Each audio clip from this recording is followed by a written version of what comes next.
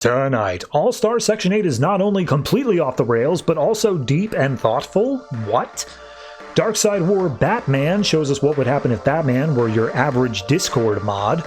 And Batgirl spends an entire issue being anime, kawaii, uwu. All that and more tonight on the Not-So-New 52.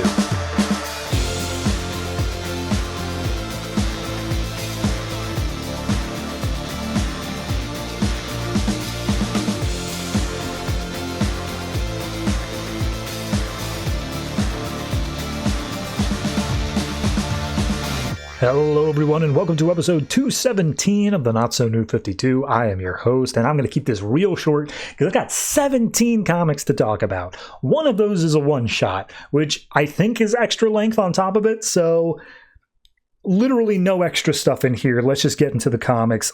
Telling you what's coming out this week in alphabetical order. I have All-Star Section 8, Aquaman, Batgirl, Cyborg, Deathstroke, Flash, Gotham by Midnight, Grayson, Justice League 3001, New Suicide Squad, Prez, Robin Son of Batman, Sinestro, Superman, We Are Robin, and then one shot I was talking about is Darkseid War Batman #1, which is spinning out of the Darkseid War event going on in Justice League, and we of course have the weekly of Batman and Robin Eternal.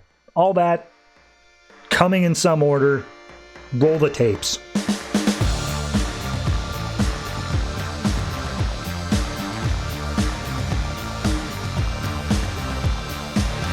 Justice League The Darkseid War Batman #1. This is a one-shot that is taking place in the middle of Darkseid War, where the only backstory you need is Batman has sat on the Mobius chair and therefore is the, quote, god of knowledge, and he's gone back to Gotham to clean it up. We see him flying over top the city in the chair. He's zooming around just like, yes, Gotham's a beautiful city. It's so strong and yet oh so fragile. And we see the bat signals up in the air, so he immediately flies over to that. And Batman just hovers in front of Gordon, just like, why'd you turn the signal on, Jim? It's a relic. We don't need it anymore. And Jim's like, oh, I don't know, maybe just old times or whatever before we melt it down. And he's like, oh, Jim, I'm picking up on the fact you don't like the fact that I'm sitting on this big chair here. And he's like, yeah, not really, not huge. And he basically is like, look, you've been bringing us tons of criminals that have not actually done anything yet, but you're saying they were going to do something. And I don't know what Minority Report bullshit you're on, but like that doesn't fly with us. And he's like, no, you don't understand. The chair said they were definitely, I was looking into them and then I fractured their timelines, and in doing so I can alter the outcome before they commit the crime, but without me altering it they definitely would have committed the crime. And he's just like, yeah, okay, that makes sense. So tell me, what's the end goal here for you, Batman? You want Gotham to be like this utopian city, no more crime? Is that really what you see here? Because if that's the end game you see, sign me up, I'm all in. And Batman's like, okay, well, for right now, I'm seeing human nature and all of its variables, and like we're unable to veer away from our instincts. And Jim's is like, oh, for the God's sake, the chair's screwing with you, man. Anyone can see that. Do you even hear what you're saying? Like, you're talking about fracturing timelines. And Batman's like, I am saving lives preemptively, and I think that's a pretty good thing. And then Jim's is like, all right, pop question. If you took this chair from somewhere, and this chair has the ability to stop all wars and crimes and whatever else, was there still wars and crimes in the place that made this chair? And Batman's like, yeah. And it's like, and you don't see an issue with that. And Batman's like, okay, I got to call elsewhere, bye. So he takes off. We then go over to this group that's got a bunch of guns in the car, and they're just saying like, all right, remember, we're going to take everyone in the queue hostage, and then we're going to, if you need to take some teeth, we're going to get 100 G's here, so it's going to be great. And then Batman's like, everyone put down your unlicensed guns and step out of the car and go to the local police station. And they're like, we haven't done anything, man. What are you talking about? And he's just like, you were planning on robbing a club tonight. I know exactly what you were talking about. And it's like, wait, how did you know that? And he's like, you guys are thinking loud. So they start unloading on Batman. Batman teleports them to Antarctica and says, hey, Antarctica can usually get down to like minus 40 degrees. This is a particularly warm area that's only going to be -2. A ship is currently breaking through the ice, and you'll see it in a few hours. But if you don't make yourselves a fire out of the contents of your car and your bullets, you're going to freeze to death. So good luck with that. And he starts taking off, and there's like, wait, you can't leave us here. He's like, absolutely I can. You're criminals. Bye. So he takes off. We then see a man breaking into an apartment. He gets a knife out of a knife block. And Batman's like, hey, Mr. Phillips, this is your ex-wife's apartment, and you've got alcohol on your breath. And he's like, I sacrificed so much for that bitch. And like, look what she left me with. And it's like, well, she probably got tired of you beating her every night. And it's like, well, she didn't want to give me another chance. She said I'd never change. And it's like, yeah, and you weren't. And you were about to hide in her closet and try to stab her to death when she showed up. And he's like, get out of my head. And he's like, I'm not in your head. You're in mine. And then he teleports both of them to Paradise Island, where two Themyscirians are like, whoa, you can't be here. What? I recognize you, Batman. You're the one who showed up here looking for your son like a year ago. And he's like, yep, that was me. Now I'm sitting on this chair, and I brought along this guy. He was planning to kill his wife, and he also beats women regularly.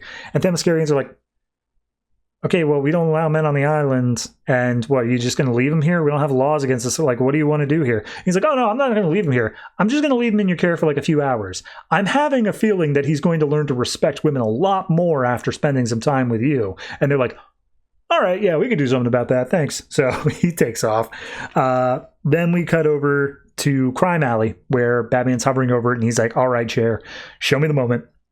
And we go back to Joe Chill and the Waynes in the alley, and as he's watching the moment, he reaches out and puts his hand in front of the bullet, trying to stop it. It phases right through. He can't change things, but he can watch them. The pearls fall, and we see he freezes the moment and gets right up in Joe Chill's face, and he's like, all right, chair, take me to Joe Chill. So we cut over to the Gotham State Penitentiary, where Joe's got a foot fungus, and he's just picking at it with a knife in his cell. And then all of a sudden, Batman shows up, and he's like, all right, your cellmate, I'm just going to take care of him real quick. Hey, Joe Chill. And he's like, what the hell's this? What do you want with me? I didn't do nothing. And he's just like, oh, I just want to see how you spend your days knowing that you're stuck in this room until the day you die. And he's calling out for guards to help. And he's like, no, I made an anti-visibility and sound bubble. It's just us for right now. And Joe's like, I don't deserve this. He's like, well, what do you deserve? Do you deserve like a newspaper and slippers? Do you want a master-sized bed? Like, what do you think as a murderer you deserve? And he's just like, oh, I deserve to be put on parole, but like they keep on denying me. The appeals board rejects it. And he's just like, oh, well, you probably come across a little bit unrepentant considering what you did. And it's like, yeah, it's because I took out those movers and shakers. And it's like, oh, you mean the Waynes? The Waynes, huh? And Joe's like, yeah. And he teleports them back to Crime Alley.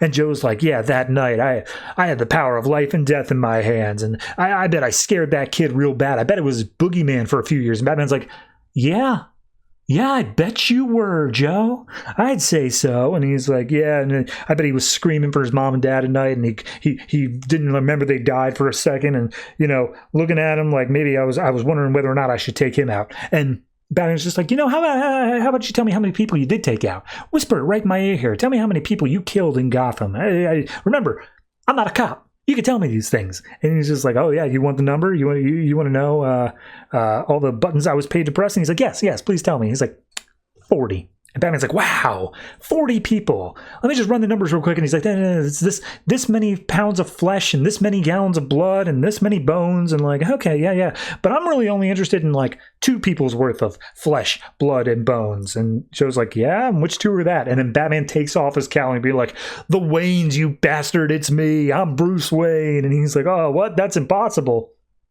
And he's like, yeah, well, little boys grow up. And he's like, oh, I was right. I should have killed you. And he's like, really? That's the first thing you want to say after I show that I'm Batman? Is you saying you wanted to kill? I should have killed an 8-year-old boy in cold blood?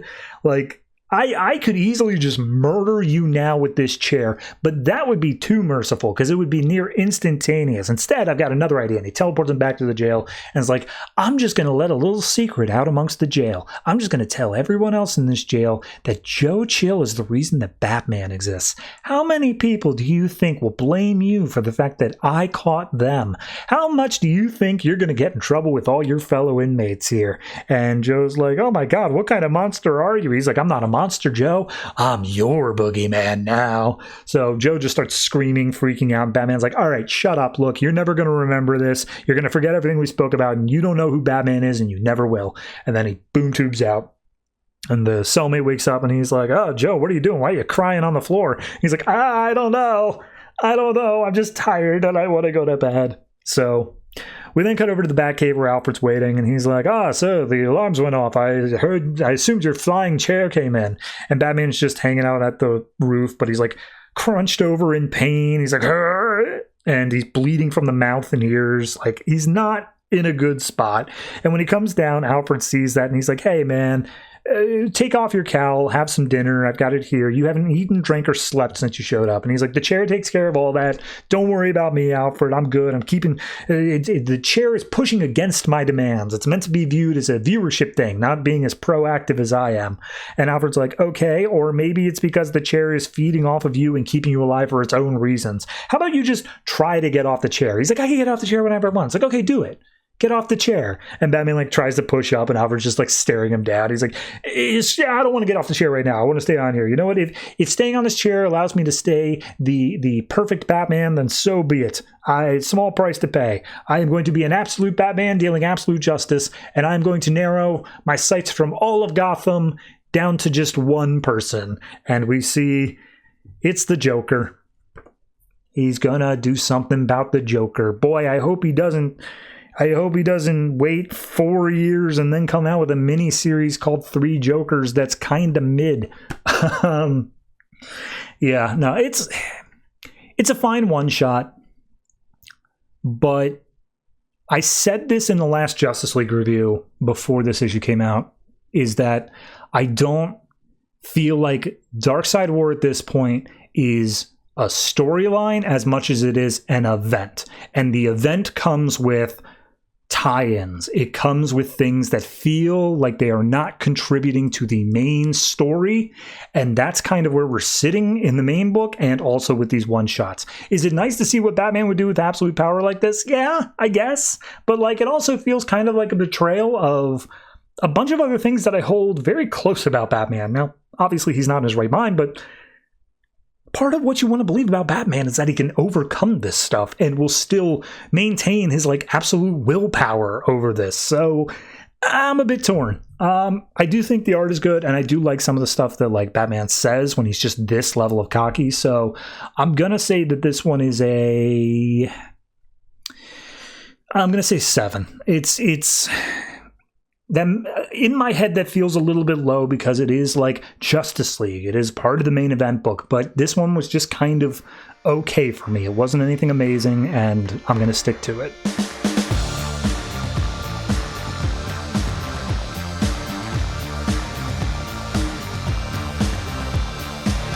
Grayson number 13, written by Tom King and Tim Seeley, art by Mikel Janin. So last issue, we had him return from Gotham, and there might have been an annual in there, if I'm being honest, but we see that basically Helena breaks it all down saying, okay, so you're saying that Lex Luthor was able to control your hypnos just via whatever. He could hack into it and control your body, and that happened, and that's why you bailed. So first and foremost, if we had known it was Lex Luthor, we wouldn't have sent you.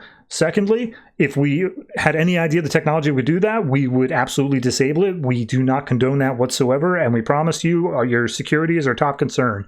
And then we see he's completely butt-ass naked being examined by Dr. Netz for any subdermal tracking devices or anything like that. So Helena says, look, we're going to invest all of our resources to figure out how the Hypnos can be hacked like that. That's our number one concern right now. And also she comments like, also your doppelganger thing, that was all taken care of. So no worries there. So we see as the investigation is, or as his physical is being done, Dr. Netz gets real up close and personal. But it's like, all right, next up, you're going to join Agent 1 en route to Fraserburg for your next mission. And we cut over to that where we see Tiger Shark, a pirate who's also a fashion like wildlife killer. I don't know, it's a whole thing. He is currently trying to hop onto a shipping container ship, and turns out that this is carrying something important to him, and he says that it's I don't know, Robert the Bruce's beast, which apparently is a skin that is super important to some tribe or something. And this guy named Duff, this is literally his entire company, owns this ship. They're returning it there for whatever reason. So a couple of his guys, Tiger Shark's guys, realize that two of the ship workers don't have faces. And of course, it's Agent 1, Tiger, and Grayson. They start kicking ass. They comment on how these random ship workers move like Batman, and Tiger's like, well, he's dead, so I'm going to take that as an insult. And Grayson's like, oof, no, come on, a little respect. So they continue on. We see that they're trying to call for a submarine to take a shot. Grayson's already got the one up on them by activating a deep eyes technology, and the submarine is EMP'd out of the water along with a giant great white shark that I guess belongs to Tiger Shark. So Grayson comes in, kicks Tiger Shark in the face, and that's the end of that. We do see that Agent 1 is like, all right, Grayson, you're almost always an annoying pain in the ass, but you are competent like 10% of the time. And he's like, yeah, that's fair. I'm okay with those numbers. So we see that Agent 1 goes down to Grayson's quarters later on and says, hey, we're currently on a mission to bring this thing for the sake of like this huge capitalist owner of this company, and it's not for the betterment of society at all. It's literally just for this guy we're running as bodyguards for. Doesn't that go against your anti-establishment, anti-capitalist sort of stuff or whatever? He's like, nah, man, I worked for the circus. Like, I understand occasionally you got to put on a private show for the rich ones to be able to do the rest of the stuff. I understand how funding works. And at that point, the capitalist guy comes in and it's just like, hey, want to have a drink with me, you boys? And Grayson's like, I'm getting seasick, actually, so no. But Agent 1 here absolutely loves it. And he's like, oh, yes, let's go, let's drink. So at that point, we see that Grayson, who's listening to his iPod this whole time, not actually on an iPod, he's talking with Tim Drake, Red Robin. And turns out that at the end of the previous issue, we got the reveal of a random woman's face who is Agent Zero. And they ran a snapshot of her that they took through all the facial databases, and Tim even made his own, and they came up with the identity of Luca Netz, and that's it. They have like nothing else, except turns out that when they ran it through a bunch of like photos and stuff online, she's actually been present all throughout the entirety of the New 52 Batman runs. So like we see Court of Owls, she was there. Issue 1, where Grayson was posing as Joker in an Arkham Escape, she was there. Some random photo they made up here, she was there, and showing that she was always in the background. Now, I think it's, you know, all of them are doctored, but whatever. And he's like, yep, no, she was there the whole time using her hypnose implant. We didn't even know. So at that point, she says, or he tells her, like, yeah, she spent several years investigating Batman and Robin, watching you guys. And Grayson's like, and she wanted to know our identities, which I basically gave her on a silver platter. And Tim Drake's like, yeah, well, that's pretty much what it is. However, she isn't impossible to get to, because these images that I found her in, turns out that someone has an alert whenever they pop up randomly on the internet. And she's made it her personal thing to scrub them from the internet because it shows her identity. I've backtraced that IP address that's running that program in order to narrow it down to some random institute outside of Berlin that was made during World War II. So she's going to be there. And Grayson's like, great, fantastic. And, you know, how do I get Spiral to send me to Germany is the best option here in order to get this going. And Tim's like, I don't know. You sound like you're pretty close to the headmistress. Why don't you just get all buddy-buddy with her again? Grayson's like, I don't think that's going to work. But you did give me an idea of someone that my charms do work on, and he's going to love it. And Tim's like, I'm sorry, did you say he? So we then cut over to Brazil, where Helena's just talking to all the different agencies, saying like, okay, here's the deal. We're going to be the secret keeper still. And we are currently launching crusades against like the God Garden and the Fist of Cain and stuff like that. But also Checkmate, because Checkmate put a murderer that looked like Tim Drake into our ranks. And that's not going to be cool. So you guys can all stand aside, but I swear to God, you better not cross me. And they're like, fair enough. So we see as she tries to take off in a helicopter, she gets a call saying, hey, the God Garden, the Midnighter stuff, we've been keeping track of their teleportation energy signals. Turns out there was one in Germany. Should we go and investigate it? And it's just like, yeah, sure, let's go ahead and send in Grayson and whatever. So we see that in the God Garden, some random woman that I swear to God I'd never seen before named Ladytron, who is, as she describes it, she has a nuclear reactor in her baby maker. Yep. She's a cyborg, and she's told to go into this building and do whatever. To which point, then Grayson and Agent One are like, "Oh, she's a cyborg. We'll have to be careful. Let's go in there." So they launch into the building, and then we see Midnighters watching both of them, saying, "Ho ho, well played, Dicky boy. You've managed to play the God Garden and then get Spiral to where you want. So good job." So he takes off his costume and says, "I feel like punching something, but I'll get some sweets for now." And he goes to this sweet shop and asks for something. And then we see Luca Netz is actually sitting at one of the tables. She gets a ping on her phone saying, "Oh, I've got security." And she presses a button. And we see, as Ladytron is fighting against the Spiral agents, in come a bunch of spiders, mechanical spiders coming down from the ceiling. Okay, I'll be honest, this one didn't really do a lot for me. I think it's good. I don't think it's like missing anything in the large picture. I think that it's going to work out to be an interesting plot, but it feels like it was just moving way too quick. It feels like it was just throwing everything in all at once. Honest to God, I think this could have ended with, you can find her in Berlin, or like, oh, we've got a match and she's been there the whole time. Like, stretch it out to that, and then do all this Midnighter and God Garden stuff in the next issue. But adding that all in now and introducing the character of Ladytron, which again I believe is an introduction, it was just a bit too much. It felt a bit overstuffed. So personally, that, and the Killer Shark stuff, that also, or did I say Killer Shark? Tiger Shark stuff also felt incredibly tacked on. I don't even know why we were doing that. So yeah, just not the best issue for me. I think I'm still going to give it like a 7. If it weren't Mikel Janin on art, it probably would be down to a 6.5, but I really like his art, so 7.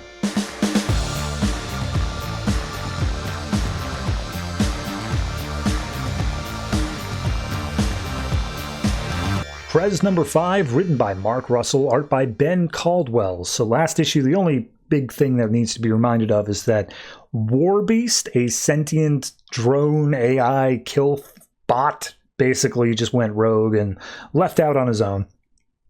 This issue, however, picks up with Beth going on to that political show that's absolutely just propaganda 100%, and is basically just chewing her out for like, you've gotten rid of all the sentries, you've shut it down, thus completely weakening our nation and giving a boost to insurgents and sending all these drone operators into the unemployment line.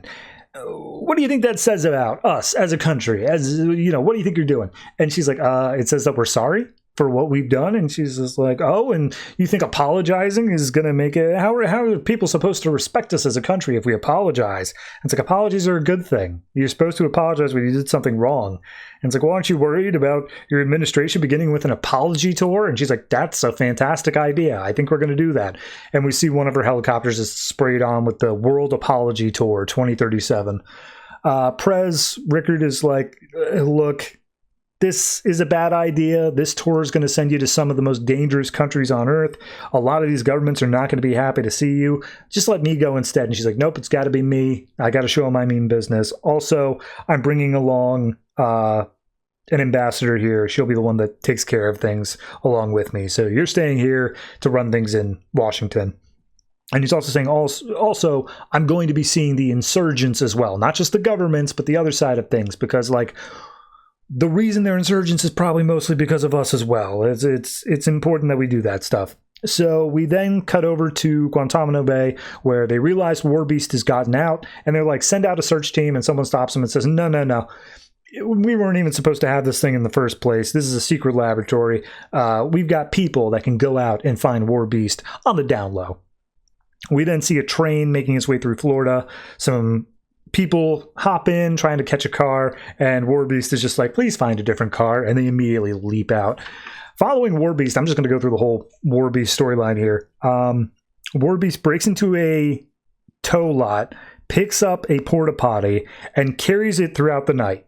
And then throughout the day, it just sets down the porta potty and hangs out inside of it. And whenever anybody tries to use it, it just says occupied. So it does that to get some distance until finally it comes upon a church, and it knocks on the door, and when the reverend answers, Warbeast says, I think I need help.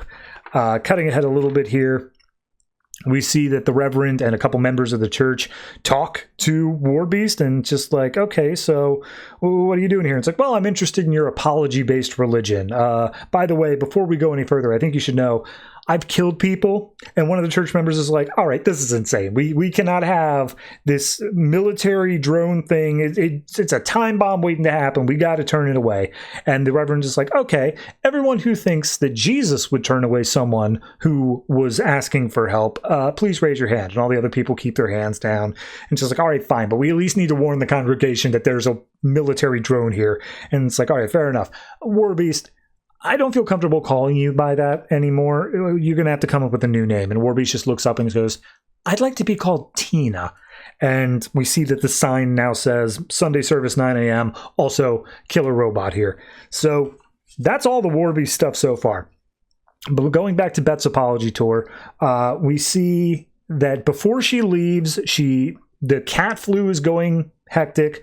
Everyone's scared of cats and all that sort of stuff. And Beth meets with the head of the, I can't remember what it is. It's like Pharmaduke, I think is the name of it. It's a pharmaceutical company. And just like, okay, so are we ready to have the vaccine beta tested? And his stocks, they say earlier on, are through the roof. And he's like, oh, these things take time. We don't want to put a rush on it. And that's like, yes, we do. People are dying every day. And it's like, right. But if we devote more resources to the vaccine research, then we're going to miss out on other things. Assistant, could you tell me how much it would cost if we devote even just 10% of our research and development to the vaccine? And she's like, it would cost $9 billion, including lost profits. And Pharmaduke's like, ooh, that's a lot. I mean, maybe if the government were to, I don't know, get us that money back, compensate us for it. And that's when Rickard steps in, just like, oh, okay, I see. You want us to pay you for the research and development, and then you also get to keep the profits for the vaccine. And he's like, oh, of course, that's just our reward for doing a good job. For doing the right thing. And Beth is like, all right, look, I got to go on the apology tour. We'll talk about this later. So we cut over to her getting on the helicopter for the apology tour. They specifically point out that they have little iPod-like devices, which are effectively backups of their entire human genome, and it will be able to get them fixed up in a pinch if they run into any sort of hostile stuff. Also, they've got a machine in the back that is for food. It is a meat replicator. You just tell it what kind of meat you want, and it'll cook it up for you. You could have woolly mammoth steaks for all you care. Beth points out that they had one in their school that sucked, but this one is state-of-the-art, and it's named Tabitha. So one of my favorite pages of this book all time is Beth going around to each of the different countries. We start in Vietnam, and just like, oh, we're so sorry. And Vietnam president's just like, oh, we've come a long way since then. To Nicaragua, where she's like, oh, sorry about mining in your harbor and arming the rebels. And she's like, the person in charge is like, we never expected to hear that, but apology accepted. We cut to Japan, just like, sorry about the bombs, especially the second one. That was uncalled for. And the Japanese guy's like, a tragedy gains meaning by not being repeated. And then it cuts to Iraq, where he's just like, hey, I'm sorry. And he's like, go screw yourself. So I love that page. Cut over to Pakistan. They're flying down trying to get to the government. They are already being shot at by insurgents. But as they get over the government territory, they meet with the head and just like, yeah, well, it was safer here up until you removed all the sentries. Well, the insurgents are getting bolder every day. I've had to turn to alternative means. And we see he has an entire fleet of Russian-backed sentries here to help him up. And Beth is like, if you put those things out there, a bunch of innocent people are going to die. And he's like, that's a risk I'm willing to take for keeping my country together. We then cut over to the Pharmaduke head, who is talking to his assistant and basically explains, oh yeah, the vaccine has been ready in beta testing for like ever. We could easily get it out, but our stocks will keep on going up as long as people think the vaccine will eventually come around. The moment we put a vaccine out there, everything becomes true and stuff becomes locked in. But if we let people keep on speculating, then our stock prices will continue to climb, because who knows where that could go. And he basically puts out the point of saying the stock market isn't a game of chess. It's a game of Family Feud. You have to think about what the other person is thinking about and get there. So he then calls a self-driving car. The person in charge says, oh, I don't trust that thing. But the car says it's programmed to protect human lives. And then he falls asleep in the back seat, and it proceeds to like run over tons of people as it's making its way to the destination. And he's none the wiser. So we then cut over to Beth has left the government place. She's now going to talk to the insurgents. And as they sit there, she's like, okay, I just want to get a feel for what you guys are about. Are you fighting for like a religious cause, or is it for like your country? What is it? And the insurgent leader's like, we're fighting for water. Every single war has been fought for resources. Like, anybody who says they're fighting for God or country is just using that as a recruitment tool to fight for resources. It is always that every time. And we see like medieval stuff of like it happening of like, oh, you must conquer this king, and no one's paying attention. He's like, because God says so. And then everyone raises up their pitchforks. And he relates it to nowadays of like telling modern soldiers and whatever else that, oh, that person there dressed up in the gay pride flag is going to come and take your guns. And that's why you need to take them out. And Beth is like, okay, well, I'm not interested in winning wars. I just want to stop the recruiting overall. And the insurgents are like, okay, that's a good speech, but like, you've wasted it on us because we're already dead men. So we cut back over to the heads of all these businesses. Boss Smiley's there talking to Farmaduke, and Farmaduke's like, oh yeah, and I told them like $9 billion, and of course they're going to pay it, because like, what other choice do they have? And Boss Smiley's like, did you think that was a good deal? And he's like, hell yeah, I did. It was a great deal. I got out like a bandit. And he's like, Boss Smiley's like, if you thought it was a good deal, if you walk away happy from a deal, that means you didn't ask for enough, because you should be bleeding them dry. We run this nation. This is like God's candy jar, a major health crisis. We shouldn't be asking them for money. We should be asking them for the world. And we see them looking at the human genome being projected up. So we then cut back over to Pakistan. Beth and her entire crew are having to sprint because the sentries from the central government have shown up to take care of the insurgents. We see explosions, crazy stuff. Beth just barely gets out into the helicopter, but one of the sentries targets the helicopter, shoots it out of the sky.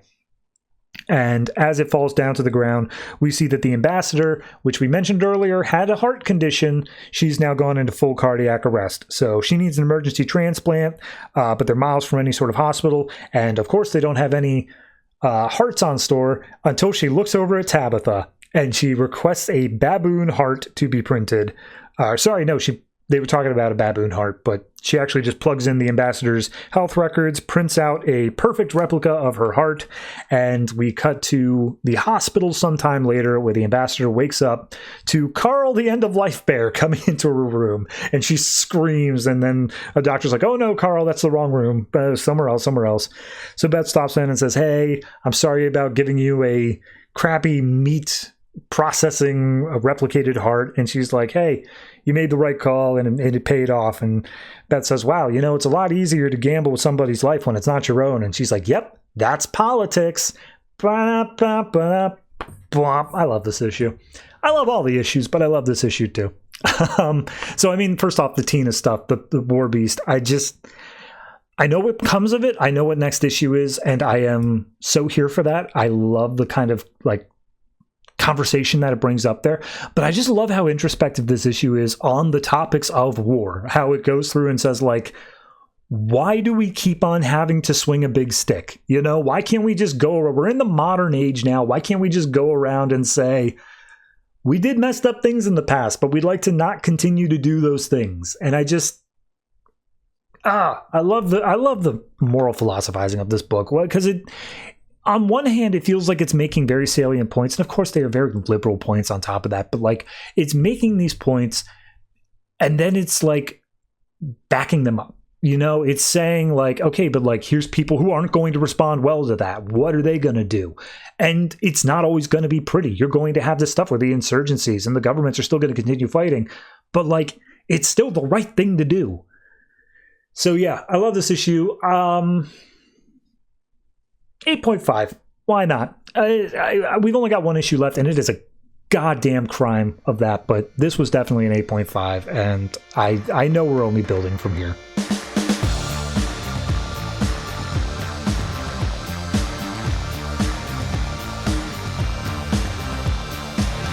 We Are Robin, number 5, written by Lee Bermejo, art by Jorge Corona. It also has Rob Haynes on breakdown.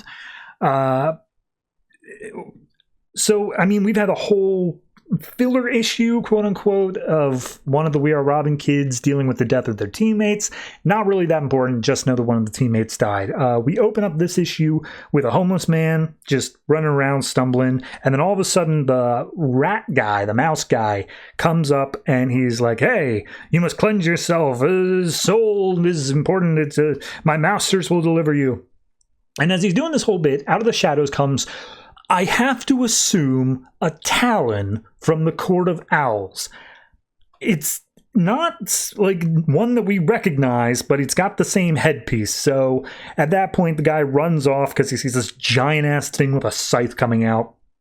And the Talon talks to the mouse guy, whose name is El Topo. He's like, bro, our army sucks. We keep on pulling from the gutters. And El Topo's like, but we knocked down the building. We succeeded, right? And then he pulls out his scythe and cuts out El Topo's head and says, oh, you've only succeeded in showing us the future. So then we cut to a diner where Izzy works, one of the Robins. And in walks her brother. We don't get the revealed brother yet, but his name is Hector. He's obviously a gang member, and he comes up with a fat stack of bills saying like, oh, hey, yeah, I want to get some food here from me and my homies. And Izzy's like, get the hell out of here. Your money is no good here. You never pay anyways. Just like, get out of here. And he's like, all right, well, we'll just step outside tonight and we'll see what's going on. And she's like, yeah, all right, you just try it. So at that point, we see later on that night, she's ready to go home. She's taking some trash out to the garbage can.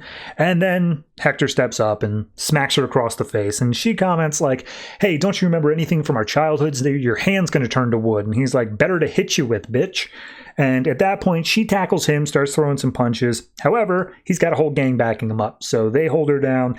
And at that point, that's where Duke and the other one, I completely forget her name, but they come in and they help her out. They save the day. We see the Duke lands on Hector's stomach so hard he throws up, and Izzy makes fun of him for that. And then they all go running, and she reveals, that's not just some random guy, that's my brother. So we then cut over to two of the other Robins, Dre and Dax. And Dax is all emo, saying like, Troy's dead, man. I don't know if we should go on like this. I don't know, like, what should we do or whatever. Rico, that's the name of the other one. R-I-K-O. And Dre's basically like, look, he made his decisions. He wanted to go out and be a hero. Like, if that's what he wanted to do, that's what he wants to do. But, like, now we got to go out there and we got to do our own thing here. And he's also very critical of Batman and the Nest, because Batman said, hey, you're not part of this fight, stay out of it. And the Nest has gone quiet, hasn't said anything in a while. So he's like, we got to strike out on our own, see what to do here. And that's where Duke comes in. He's like, yeah, I actually agree for once. And then all of a sudden, Rico just gives her full backstory. And she said, well, maybe not backstory, but she says, I had a bunch of dolls when I was growing up. And one day we passed by a factory, me and my dad. And the dad said, the Joker put poison gas into the dolls, hoping to intoxify the entire city. And so she became terrified of her own dolls until the dad one day clarified and said, but you don't got to worry about it because Batman stopped him. Batman saved the day. And so she says, yeah, that was back when Batman was more rogue. He wasn't as well accepted. People thought he was still a myth. That's where we're at now. We are currently in the myth-making section, but that doesn't mean we can't become something bigger. And even if that Batman says, don't join the fight, he's on his way out. We are the future. So at that point, Dax is like, yeah, but like we're being used. The Nest just used us. And so Duke has to step in the middle and be like, okay, hold on. Like the Nest was doing good things. He helped us get out of there. Let's not assume the worst of that. And then we see a Batbot, like a camera, watching them from above. And it's the Nest. It's Alfred, obviously. And they're basically saying like, all right, look, I'm not doing anything. I'm not helping out until we get to meet the wizard, quote unquote. And then the garage door of this warehouse they're in opens up and in comes a tractor trailer painted with R's.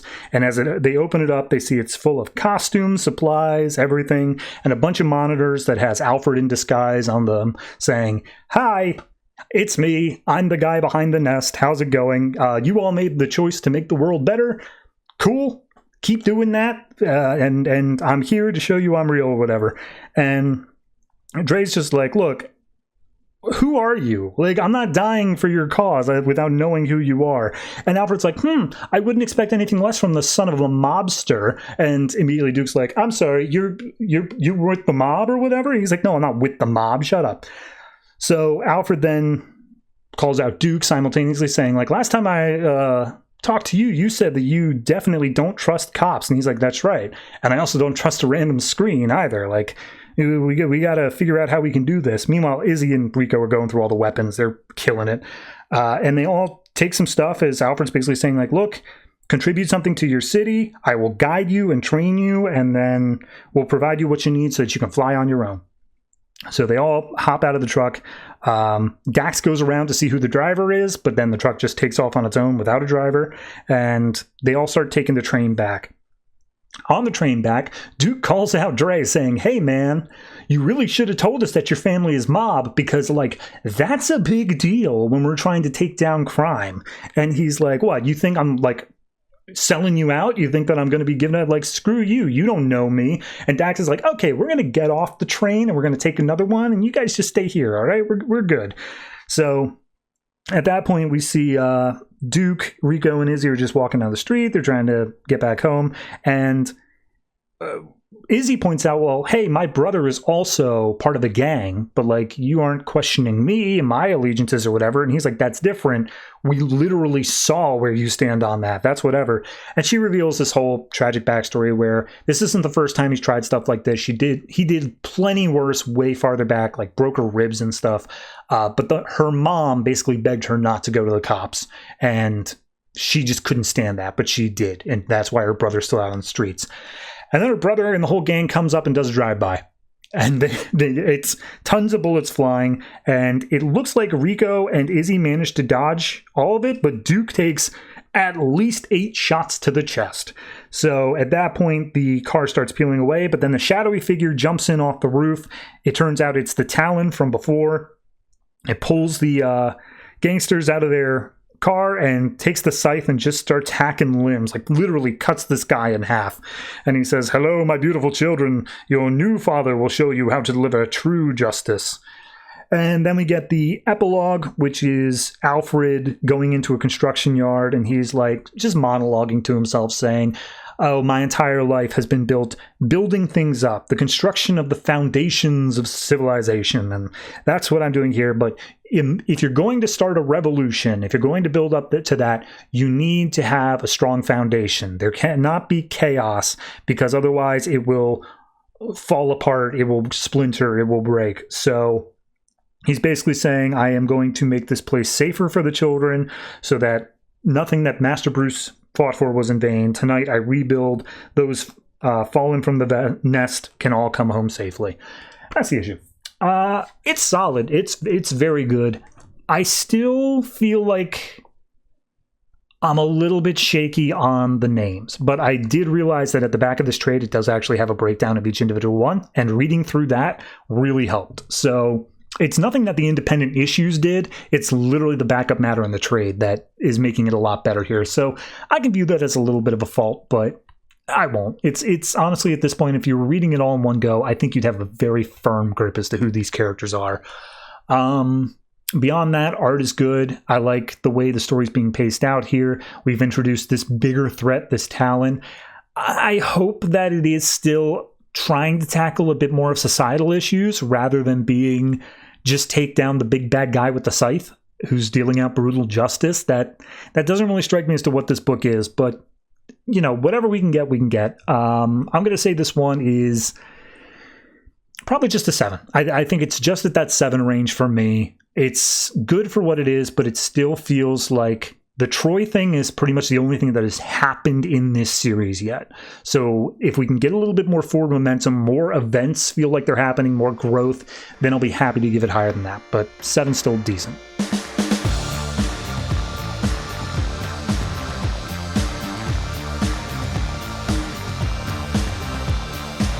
Sinestro number 16, written by Cullen, Bunn, art by Ethan Van Sciver and Brad Walker. So You don't really need to know anything that's been going on at all. Just know that the Paling, the anti-emotion cult, exists.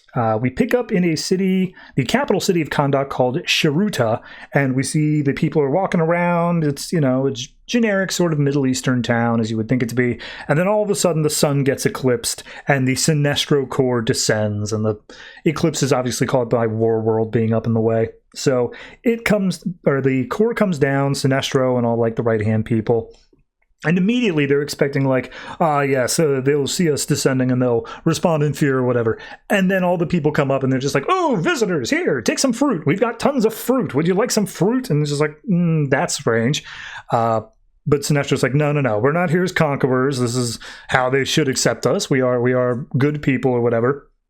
And then a voice cuts through saying, hey, sometimes you may see us be a little bit worse off, but not today, though. And Black Adam steps up, and he's like, yes, I'm standing before you as a friend.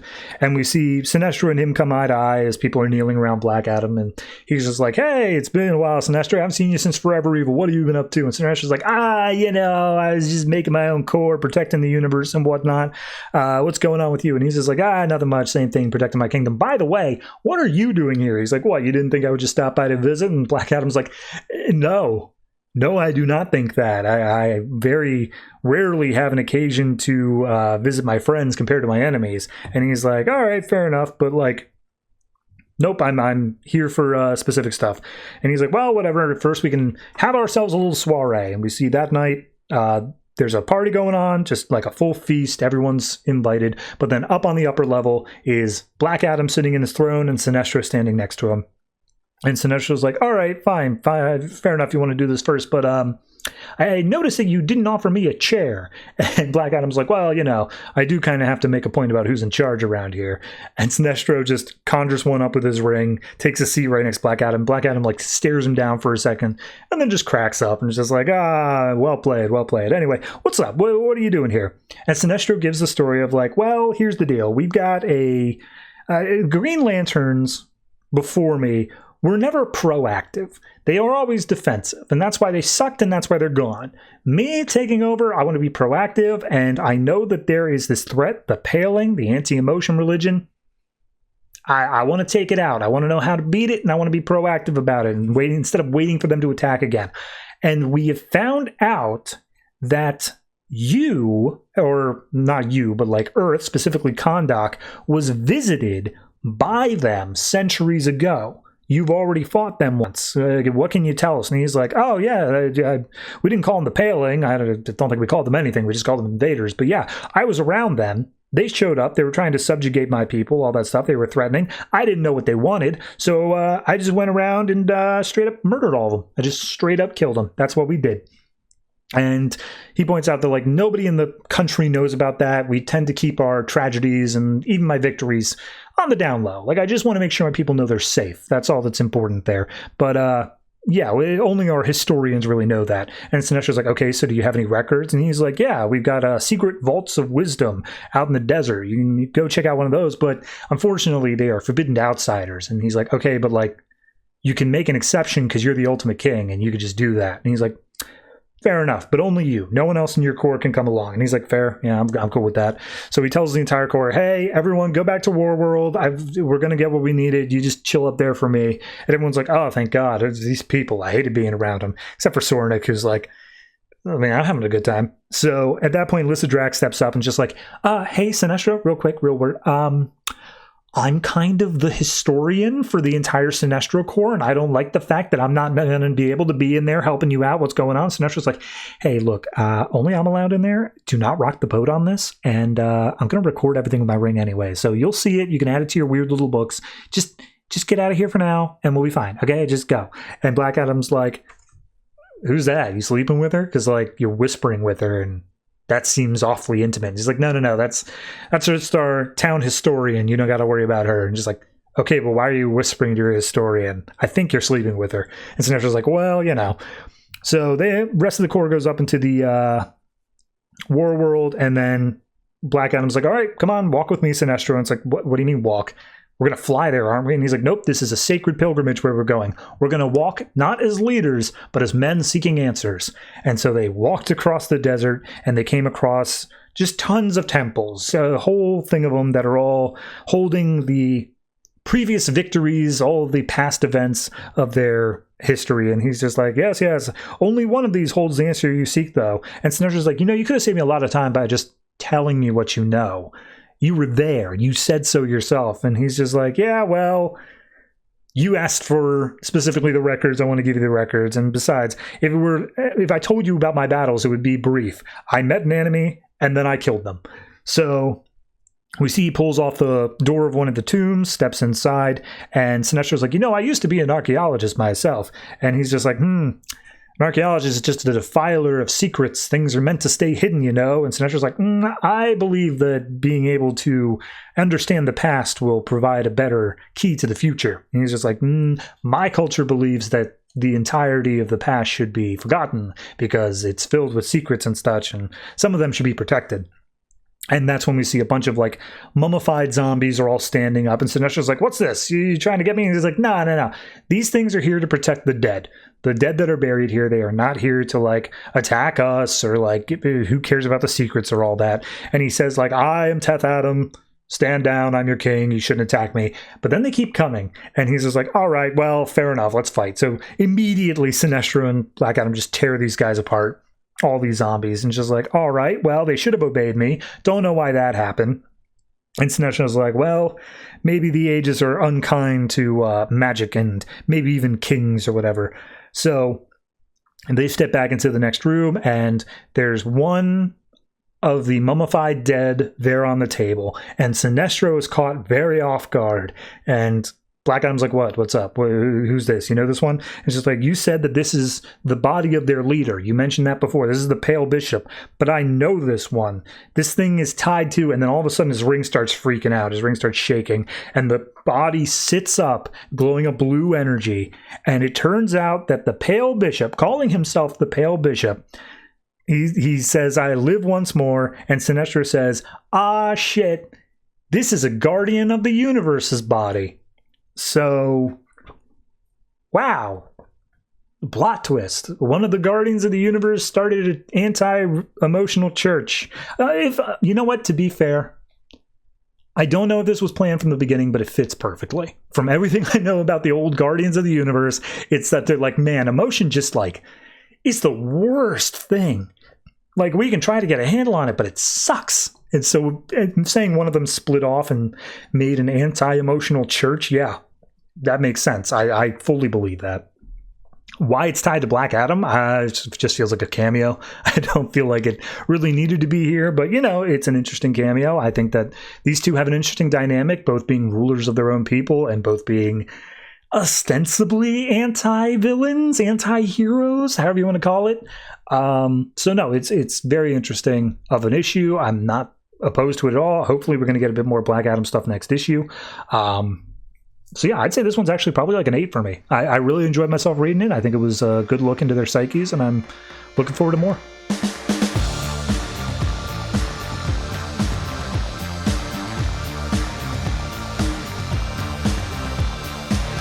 Robin, Son of Batman, number 5, writing and art by Patrick Gleason. So I don't think last issue is super important to cover up anything else about, except that they found a Lazarus pit. This issue we pick up with the Year of Blood. We show that he is stealing some sort of skull. It's this big green skull helmet thing with horns coming out the side of it. And he's like, haha, I have stolen your god. Now you will worship in ash or whatever. And then we get glimpses of his year of fixing things. He restores to South America, Iceland, stuff like that. Everything's going good. But the skull is still on Algol Island. So we see they have arrived on Algol Island, our little gang. And Maya is immediately like, okay, look, we've been overworking ourselves. Everything is exerting too much. I mean, you're even resting Goliath right now. And he's like, just his wings. We just need him to fly. As soon as I get the skull, he'll be good to go. And just like, no, we can't just soldier on like this. We need to take an actual break here. And Damian's like, if you want to leave, you are more than... I'm not the one asking you to come along here. Please, by all means, go. And she's like, oh, well, you know, whatever. They also briefly touch on Talia and say, hey, you know, what would your dad say? And he's like, my dad would say, keep going. It's like, all right, well, what about your mom? He's like, my mom's dead. I don't care what she thinks. So at that point, Maya goes pushing through the island, through the jungle a little bit, and she comes across one of the failed Damian clones that Damian's keeping on this island, and she freaks out. She's like, what the hell is that? And he's like, oh, don't worry, that's the sons of Batman. They're clones of me that my father made in order to fight against my mother or whatever. So at that point, and not father, grandfather, point being, they're kind, they're nice, they can't be hurtful or anything like that. And they, in very, very broken English, like, say family and brother to Damian. And Maya's like, okay, well, they don't know what a dick you are, so can we get out of here? So they go down into the vault to get the skull thing to see what's going on. But when they get down, they notice there's a sword through Ravi, that guy who's helping them, one of his paintings. And Damian's like, there's only one person on Earth who knows how to get into this vault. We got problems. So immediately he sends Maya and Goliath out to go do something else because she's able to now control Goliath with the sonics. Damian, however, sees someone messing around with the top of a temple that's somewhere else on the island. And as he goes to investigate who this shadowy figure is, they come in with a sword. Damian's got his own, so they start an epic sword fight in the rain. And as the lightning crashes, it's Talia. We already saw she was back from the dead, and she says, hey, chill, I'm here to save you. And he's like, I don't need saving, you're awful. I only need saving from the Al Ghuls. And she's like, you really do not understand what's going on here. I've got the skull with the horns on it. Where is everything else? Where's all the other stuff you picked up from the Year of Blood? And he's like, I've been taking it back, as I should have. What, are you going to try to make me feel guilt or whatever for that? And she's like, you did what? We got to get that stuff back now, man. That's super important. He's like, no, shut up, fight me. And she's like, no, you don't understand. Look, I was brought back by the Luen Darga sorcerer. He did something to my mind. Whatever. I cannot overstate how many speech bubbles are on this page. It is all backstory. But to sum it up, Damian basically says, shut up, I'm not going to listen to you. And she just goes into it and says, all of the items were used for a magical sealing spell to stop the Dendarga clan, who is an ancient family of immortals and the first guardians of the Lazarus Pit. The Al Ghuls wanted harmony and balance to life on Earth. The Luendarga want to just wipe it clean and start fresh through destruction. So they had to be stopped, and therefore all those things were what was keeping the Darga underneath. You can't mess with that, okay?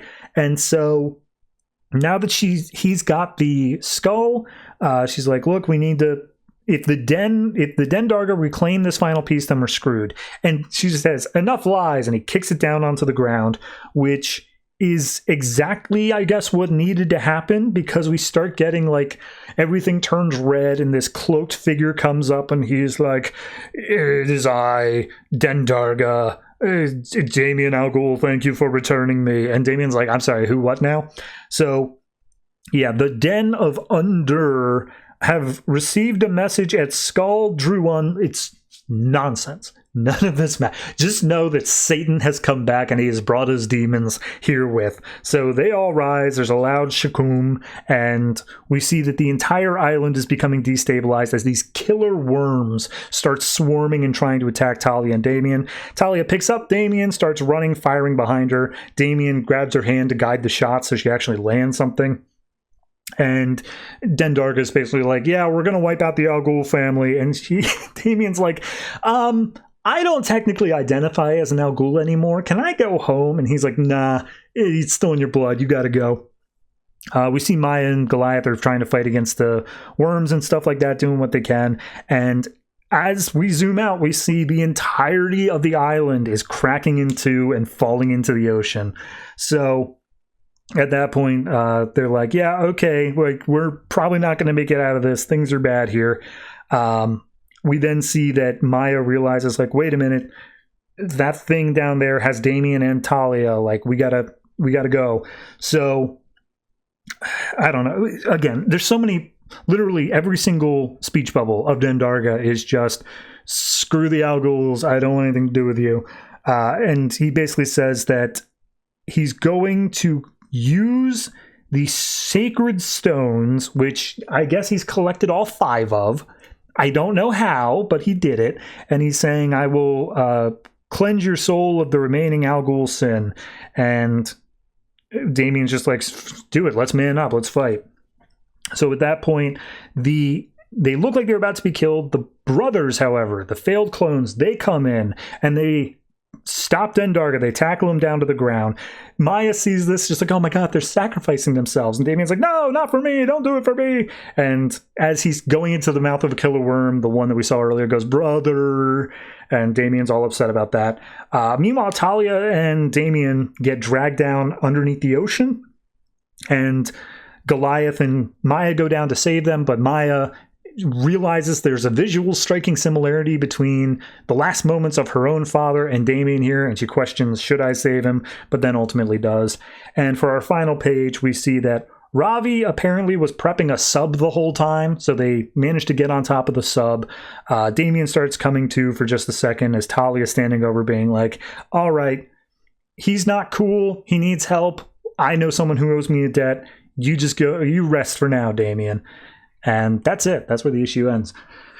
I mean, bringing Talia back is ballsy. It was already shown, like, we knew she was going to be coming back in this book, but to bring her back as I don't want to say positive force, because that's the wrong word.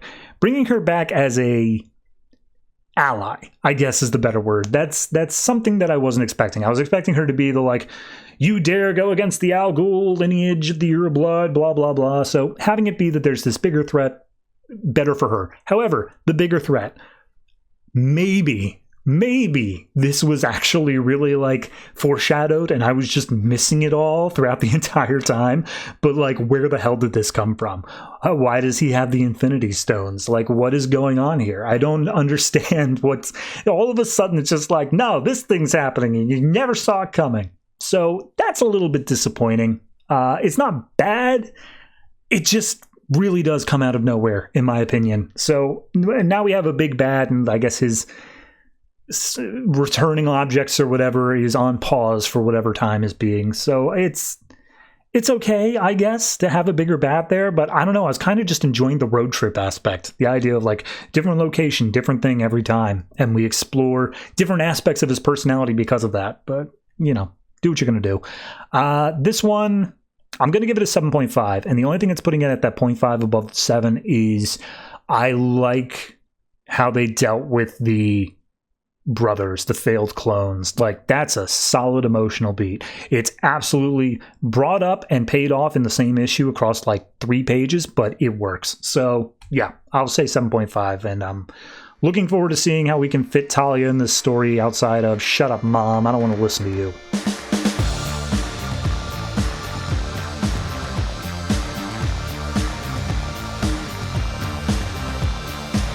Superman number 45, written by Gene Luen Yang, art by Howard Porter. So, the events of Superman have happened. That's pretty much all you need to know. His identity revealed against Hoarder Root, and Lois revealed it, and now he's lost pretty much everything in his life. We see he's hanging out in a motel room, and he's got some sort of holographic tech orb thing that's allowing him to, like, maneuver pieces around of all these different clues, because he's saying, like, I know Hoarder Root is just one piece of a larger puzzle. I don't know what it is yet, because when Lois told the world about my secret, it also revealed the existence of Hoarder. But for some reason, the identity of Superman is just that much more interesting, I guess, and he hasn't stayed up in the news loop. So maybe he's made everyone, like, forget it and move on or whatever. Who knows? But I'm going to go and talk to Kadisa, whatever her name is. And turns out that she's got some information or whatever. So we see they meet up in a coffee shop, and she says, yeah, I helped Hoarder Root take over a company called Sungtix, who knows. And it was an acquisition where we got some blackmail on the CEO, and it was like no problem whatsoever. And she says their head office is out in Oakland, California. And then Lois walks in, and Clark is like, oh, did you know she'd be here? And she's like, yeah, no, I thought you two could talk. She just wanted to see you. And he's like, nope, keep the change, I'm out. And he just bails. We then see he rides on the back of an airplane to get to California. I don't even know where he was before. And he gets to this Sunjatix company, and he walks in, and he's like, hi, I'm here for the 4 o'clock interview. And this woman's like, oh, go ahead and sign in. You can use my lucky stylus. Unfortunately, I'm not seeing you in the system. You sure it was 4 o'clock? And he's like, yeah, absolutely. Take your time finding it. I'm in no rush. Can I use your bathroom? And so he goes off, and he figures that this place is now just a front for hoarders. So he still has the hoarder mask from the previous arc, and he slips it on, which allows him to see or find a holographic door. And when he slips past that, he's like, oh, these are Hoarder Roots people all back here in a assembly line looking thing that he remembers is called Quormers. And that's where Hoarder pops out like, good memory. I don't think anybody would have remembered that. So immediately Clark is like, oh, did Condesa tell you I was here? And he's like, oh, please, we saw you as soon as you walked in. Like, don't flatter yourself. And immediately Clark goes for this guy's jugular, just like holding his throat, just being like, I could squeeze down right now and kill you. And he's like, I am a piece of software, bro. And the thing about software is you can install it on any other piece of hardware that's compatible. And then we see the receptionist from before comes in, and turns out that she's actually just part of whatever conglomerate or whatever. She's now the main hoarder body. So at that point, Clark is like, wait a minute, maybe that's why Lois leaked my identity. And then she talks like the woman, and you hear there's an echo. And he's like, no, Lois didn't have an echo. That was just her. She's just a bitch. And Hoarder then summons a guy named Apalaki, who definitely has the vibe of a superhero from the 90s. He's got some sort of heat vision beam, and he blasts Clark into a wall, which Clark is then like, hey, Hoarder, I'm going to make your secret lab not secret anymore. And he tackles Apalaki out through a wall where a bunch of people are already recording on their phones. And they're like, oh my God, is that Superman and Apalaki? So the fight continues on, and we see Apalaki's firing off beams, and he realizes he doesn't have the strength to beat Apalaki, like he is a bit too strong for him. So he pulls off one of the heads of one of the Quormers and uses it to melt Apalaki. I'll be honest, I'm not entirely sure what the hell's going on, but Apalaki melts. And he's just like, all right, well, that was weird. He was some sort of animated sand sculpture. But all the people watching out are like, oh my God, did you just murder Apalaki? Did you just used your alien eyes to turn him into a pile of sand? And they're like, he's like, whoa, I don't think I did that. Real quick, though, who the hell's Apalaki? And they're just like, oh, he used to rule the 1001 house. And you just turned him into a pile of sand. And then the cops show up, and they're like, Superman, freeze. And he just leaps off. So he looks up what the 1001 house is, and turns out it's this club or whatever. He has a cover charge to get in, which he doesn't have enough money for. Like, he's literally counting change in line. And he's like, yeah, look, we don't want your kind of trouble here, Kent. So Superman's in like, look, I only ever snuck into a place one time, and that was a movie theater with Lana. And when I told my dad, he said he was very disappointed, and I promised I'd never do it again. Oops, doing it again. So he jumps in. He spends his money instead on tacos, which seems like it's just going to be a recurring thing because he really loves his tacos. And so he steps in, and he sees that there is a woman named Queen Shahrazad who is introducing the whole thing as a big, basically, fight. And just like, oh yes, coming in here, more real than life, more real than truth itself. Say it with me, it's Myth Brawl! And that's the name of the event. But then a guy comes in named the Indomitable Heimosu. And people are like, boo, you suck, Heimosu! And so he comes up, and they're all cheering. They want Apalaki. They all want to hear that. And Clark is like, ooh, I may have killed the house face. That's an issue. So Heimosu comes in, and he's just like, oh, this crowd, this entire league of Myth Brawl belongs to me. And then Heimosu gets knocked out by this woman named, I don't know, they'll say it later on. And it turns out that it's just like a big wrestling fight. Like they're just fighting each other and the crowd is cheering it on. And Clark's like, this seems like a Fight Club thing. I don't really approve of all this, but that woman down in front seems to have the answers. So he goes down trying to talk to Shahrazad. The bodyguard named Crow comes in, tries throwing a punch at Superman to take him out. And Superman's just like, yeah, that's not going to work. Anyway, can I talk to your boss? And Crow's just like, boss wants to talk to you.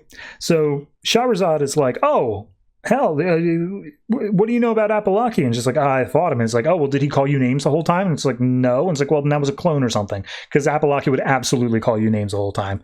And we go back to the fight and we see that Mayari, the woman, is currently being caught on fire by Heimoru or whatever his name is.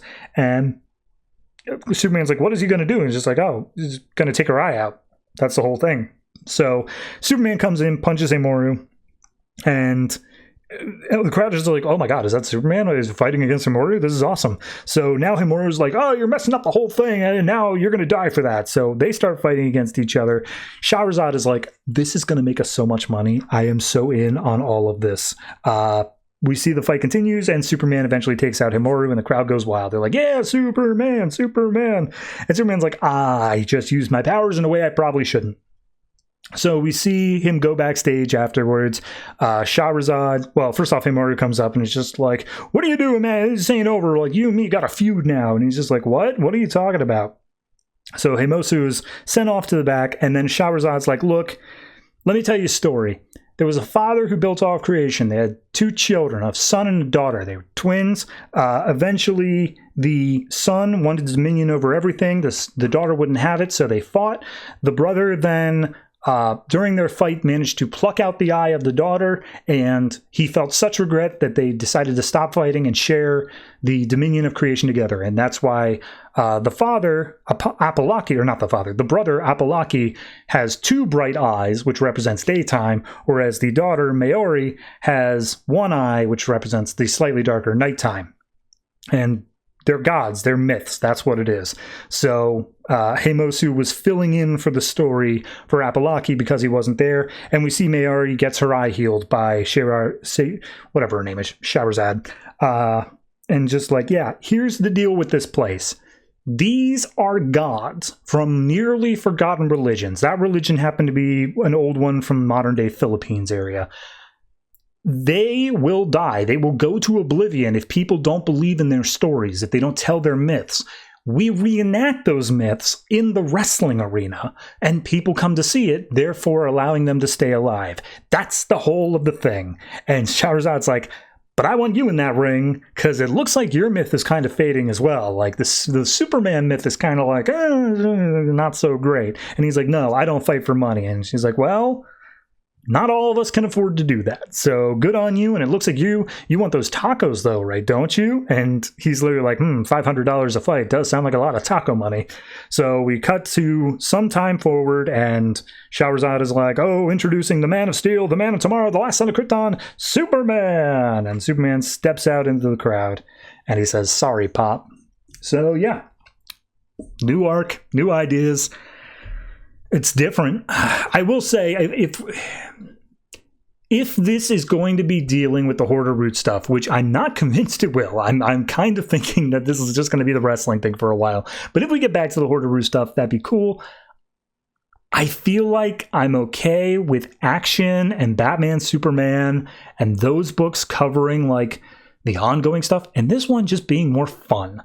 Like, there's nothing wrong with having one of the books that's a little bit more detached from the current continuity and just is doing something that you don't have to be reading every other book to understand what's going on. I appreciate Howard Porter's style, although I do associate him with Justice League 3000 and 3001, where the writing makes it feel a bit weaker. So seeing it here, especially seeing how he draws Superman, it's very like, I'm having flashbacks to that book. But no, I think this is a strong opening. It sets up a cool idea, and I'm interested to see how Superman plays into it. So I'm going to give this one a 7.5, and I'm hoping that it really turns out to be something bigger in the future.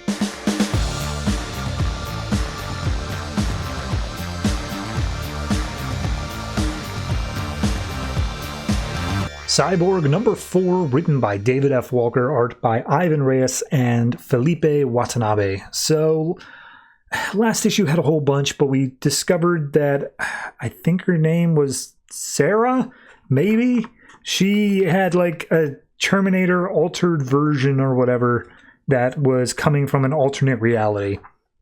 Whatever. So this one picks up. We see that the Metal Men are still around and they're continuing to fight, and also they're going out to get supplies to care for the people who are still left over. Meanwhile, Cyborg's talking to the alternate reality Sarah, and it's just like, hey, by the way, you were the one who killed me in like the sneak peek issue 1 or whatever. Like, you were the one who murdered me, so forgive me if that's a bit more important to me than you being an alternate version of someone who I care about. And she's like, whatever. The Vic Stone from where I come from was a dick, but like, at least he was actual flesh and stone. And we see Silas and the other Sarah like, hey, watch your mouth, whatever. And immediately as soon as Silas speaks, the other Sarah is like, you don't get to ask me questions, especially stupid ones. What, you need an explanation of the multiverse? But you don't get to ask them because you're the reason that all of this happened, Silas Stone. You're the problem. And she breaks down that in her timeline, on her world, the Darkseid invasion happened near identically. However, instead of Cyborg being the one, Vic Stone being the one that blew up or whatever, it was actually Silas and his wife. And he had to go through some serious medical stuff. She was far worse off than he was, and he ended up taking on the cyborg tech. He ended up using that sort of technology, and he became obsessed that he had found a way to improve human life, to keep it longer and longer, and he ended up becoming a monster pretty much because he messed with nanotechnology and stuff until he developed it into what is essentially a nanobot virus that also merged with something out in outer space or whatever. Like, it called them down. He made a nanobot virus that they started attacking people and bringing them into their techno-sapien group. And that's just what they are called by the tech breakers. They don't call themselves anything because they are essentially zombies. So and then he's just like, oh, and then what happened? And he's like, well, we all started dying. Everything was awful. And it turns out that his wife was the first one infected, and it destroyed the whole world. So Silas goes off in a huff. Cyborg goes after to talk to him, and it leaves the two Sarahs alone. We then cut over to the Techno-Sapiens, who are like, well, we can't get into Star Labs. It's all stuck behind like barriers and stuff like that. But inside, they recognize that the already translated over to Techno-Sapien bodies of Dr. Tio Morrow and Dr. Laurie Carmichael are both inside, and they're like, oh, just wait. We've got a way to break it down from the inside, and we will deliver salvation. And they talk about hearing his song or whatever. Is basically the song thing says the harmonics of the virus or whatever. Don't worry about it. So we see the Metal Men are caring for the people at this place. The few survivors left. One of the kids is like, oh man, I wish social media were still up so I could post hashtag I'm too young to die. You feel me? And one of the guys is like, put down the phone, little girl. But tis. So Silas and Cyborg are looking over the people, and he's just like, oh my god, this is my fault. I'm the one who did this. And Cyborg's like, no. This was an alternate version of you. That doesn't count. Everyone knows that doesn't count. You're fine. And he's like, no, you don't understand. When she was telling the story, I absolutely would have done that stuff if I were stuck in that situation. Like, that 100% would have been me if I was in this timeline. I may as well be blamed for it. And Cyborg's like, well, it doesn't matter whose fault the world is ending. We just gotta do what we can to make sure the same thing doesn't happen to our planet. We gotta find a way to undo this. And, I know a thing or two about saving the world, and I can't do it alone. What do you say, Dad? Meanwhile, while this conversation is happening, the two Sarahs are talking, and the Sarah from our Earth is just like, okay, so when you talked about Victor before, you said, flesh and blood, it seems like you were close with them. And the other Sarah's just like, oh my god, are we really doing that? Yeah, no, like, me and him were lovers before, but then he betrayed us or he died or whatever. Honestly, it's not clear. But she basically calls out the original Sarah, like, how dare you? You come at me with this when it's so obvious that you and Victor have a thing on this Earth. And she's like, no, Victor and I are just friends. And she's like, yeah, who are you fooling, lady? And she starts like getting more and more like, I don't want to say dirty with it, but just like pressing the issue more and more until the other Sarah snaps and just slaps her across the face and says, like, there is nothing that can come between Vic and me except for our friendship. That's it. So at that point, the other Sarah's just like, all right, whatever. You're holding back feelings, but you're a coward, whatever. We then see Cyborg is at the lab. The vials of Tio Maro and Carmichael are in the background. And just like, okay, so we know that it's like a zombie virus. We know it's from outer space. Our scan shows that it latches onto the cerebellum and the cerebrum, and it only takes seconds. We have no idea how we can prevent it or reverse it, but like, we've got some place to start now. And at that point, all the test tubes start saying, I can hear your song, I can hear your song. And it was like, uh-oh, that's not good. So they wake up, they start bashing their way out of the tube. Cyborg's like, oh God, they've hacked into the force fields. We get out of here now. So they start running as the Techno-Sapiens break into the place. And Cyborg's having to fight them all off with the sonic cannons and such.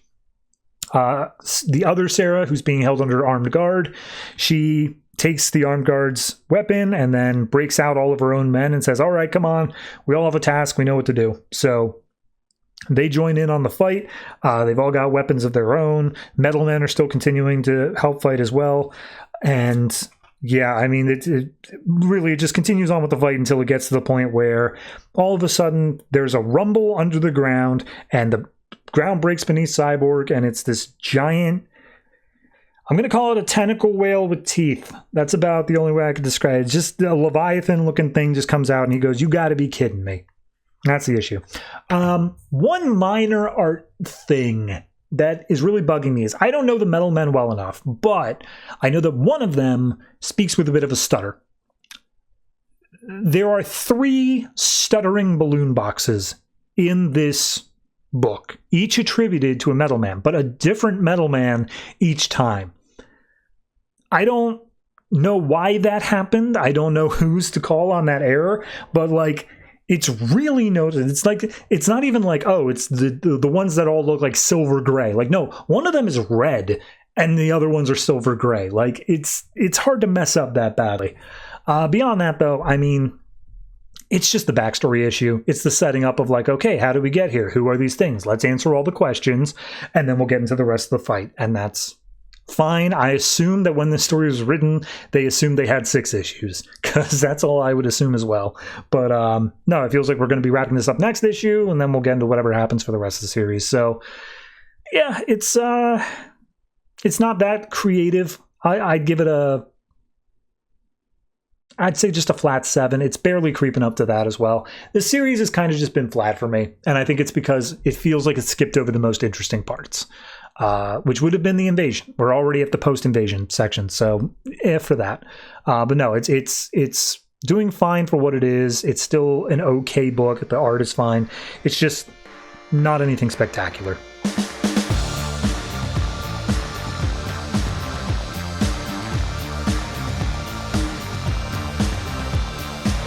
New Suicide Squad number 13, written by Sean Ryan, art by Felipe Briones. So last issue was the wrap-up of basically the whole arc that was going on, but the big thing was that Vic Sage managed to convince his higher-ups that Amanda Waller should be going out on the missions with the squad. This issue picks up in Rio de Janeiro. A drug deal's going on, and whatever drug lord's like, all right, let's get to it. And the other guy on the other side immediately says, all right, mate. So you know it's Captain Boomerang. And he's like, yep, let's get down to business. We got the money. You show us the drugs. And he's like, well, why would I show you the drugs? And he's like, well, this is special drugs, right? The ones that get you high, but also give you a random superpower, correct? And he's like, yeah, that's it. And he's like, well, I just want to know it's for real. He's like, why would you need to know it's for real? Like, this is, what are you trying to get at here? And he's just like, why are you asking to see the drugs? And Captain Boomerang doesn't have a good answer for any of that. He's just like, because this is how drug deals are done. And he's like, right, I don't believe you. And then Deadshot is apparently his second in command. He's like, yep, this isn't going to work. So guns are being drawn. And then Parasite busts in through the wall, followed by Harley. He provides some cover for them, just tanking bullets. And, you know, it's a whole thing. But at that point, we basically get the Captain Boomerang stumbling out of the room as the gunfire starts up. Amanda Waller's on the other side. It's in the back of a club, so everyone's just dancing to loud bass music there. And Amanda's like, what were you doing? Why did you ask to see the drugs? And he's like, that's how it's always done on TV. I've never had to do a drug deal before. And this wasn't even what we were signing up for. We were supposed to just come in here, bash up the place, and take the drugs. To which Waller says, well, that's what came down from Vic Sage and High Command, but it was stupidly short-sighted, so I changed the plan on the fly. You were supposed to adapt to that. And he's like, all right, whatever. I don't like you being out here in the field with us. Usually I only have to deal with this after each mission. So at that point, we see several of the security guards got juiced up on the pills. They've all got superpowers now, and they scream out that no one's getting out of here alive. So they literally start attacking all the people in the crowd as well. But Waller and Captain Boomerang take cover. They start waiting for Parasite and Harley Quinn to get out here for reinforcements. But we cut over to Deadshot, who is still dealing with the people with guns in the main room. He ducks behind a bar, trying to get a good shot, but all of a sudden his arm starts acting up again, as it was in the entire last arc. He pulls out some pills because he needs them for his pain, but it turns out, according to him, because Waller manages to get next to him, he's like, look, I'm still not up to 100%. These things, they help with the pain, but they mess with my aim. And Waller's like, the only good thing about you is your aim. The fact that you don't miss. What use are you if you're just an average gunman here? And he's like, I'm trying, but the pain, it's excruciating. He's like, I don't care. Get it together, man. So we see Parasite's tanking all of the hits from all the people who got superpower pills, and he's absorbing all their energy to the point where he basically explodes with it. He took in too much, and he's fine. He just has to expel it all in a massive explosion. So the rest of the place is basically taken out. Waller sees there are 2 pills next to her in the rubble. One is blue and the other is green. And she's like, that's weird. The blue ones are what Deadshot had. What are these green ones here? But then as they're looking at this, it's Harley and her out in the middle of the street. The police riot squad shows up from Brazil and just like, great, awesome. How are we supposed to deal with this?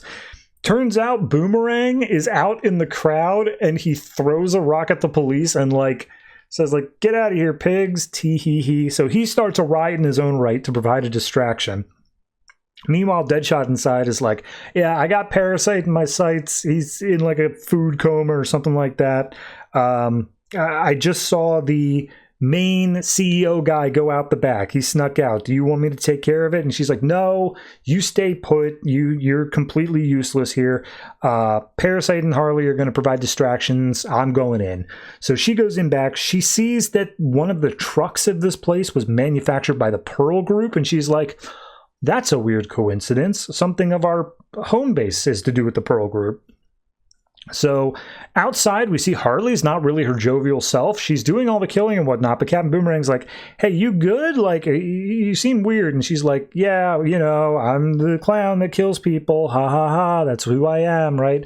And Boomerang's like, oh my God, is this about like the kids that you traumatized out there? They were going to be traumatized anyway. They were in a Suicide Squad book. Like, stop putting yourself through it. We are who we are. No sense in trying to change that. And Harley does not seem to take that well, but she continues on anyway. So Waller catches up with the head of the drug place.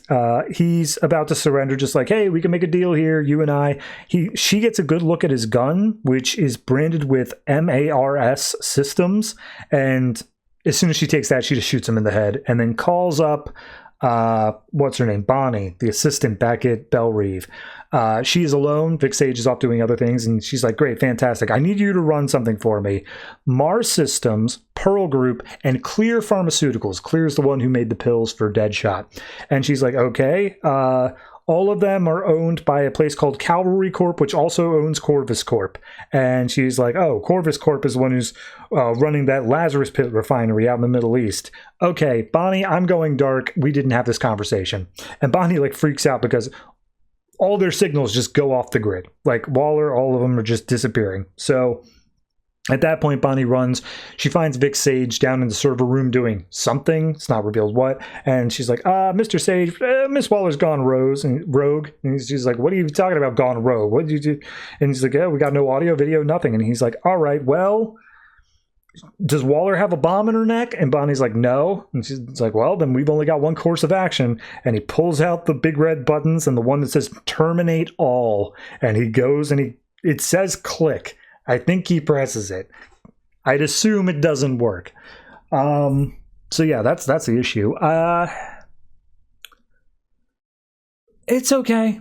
It's I like the way they handle Waller. I like that she notices these little things, and it's leading to this larger mystery where it's like, oh, they're all owned by the same group, and we're going down this rabbit hole where it's like, oh, she was set up, or like something is not as it seems here, and it's probably going to result in Vic Sage being killed and or fired. So fair enough. I like that stuff.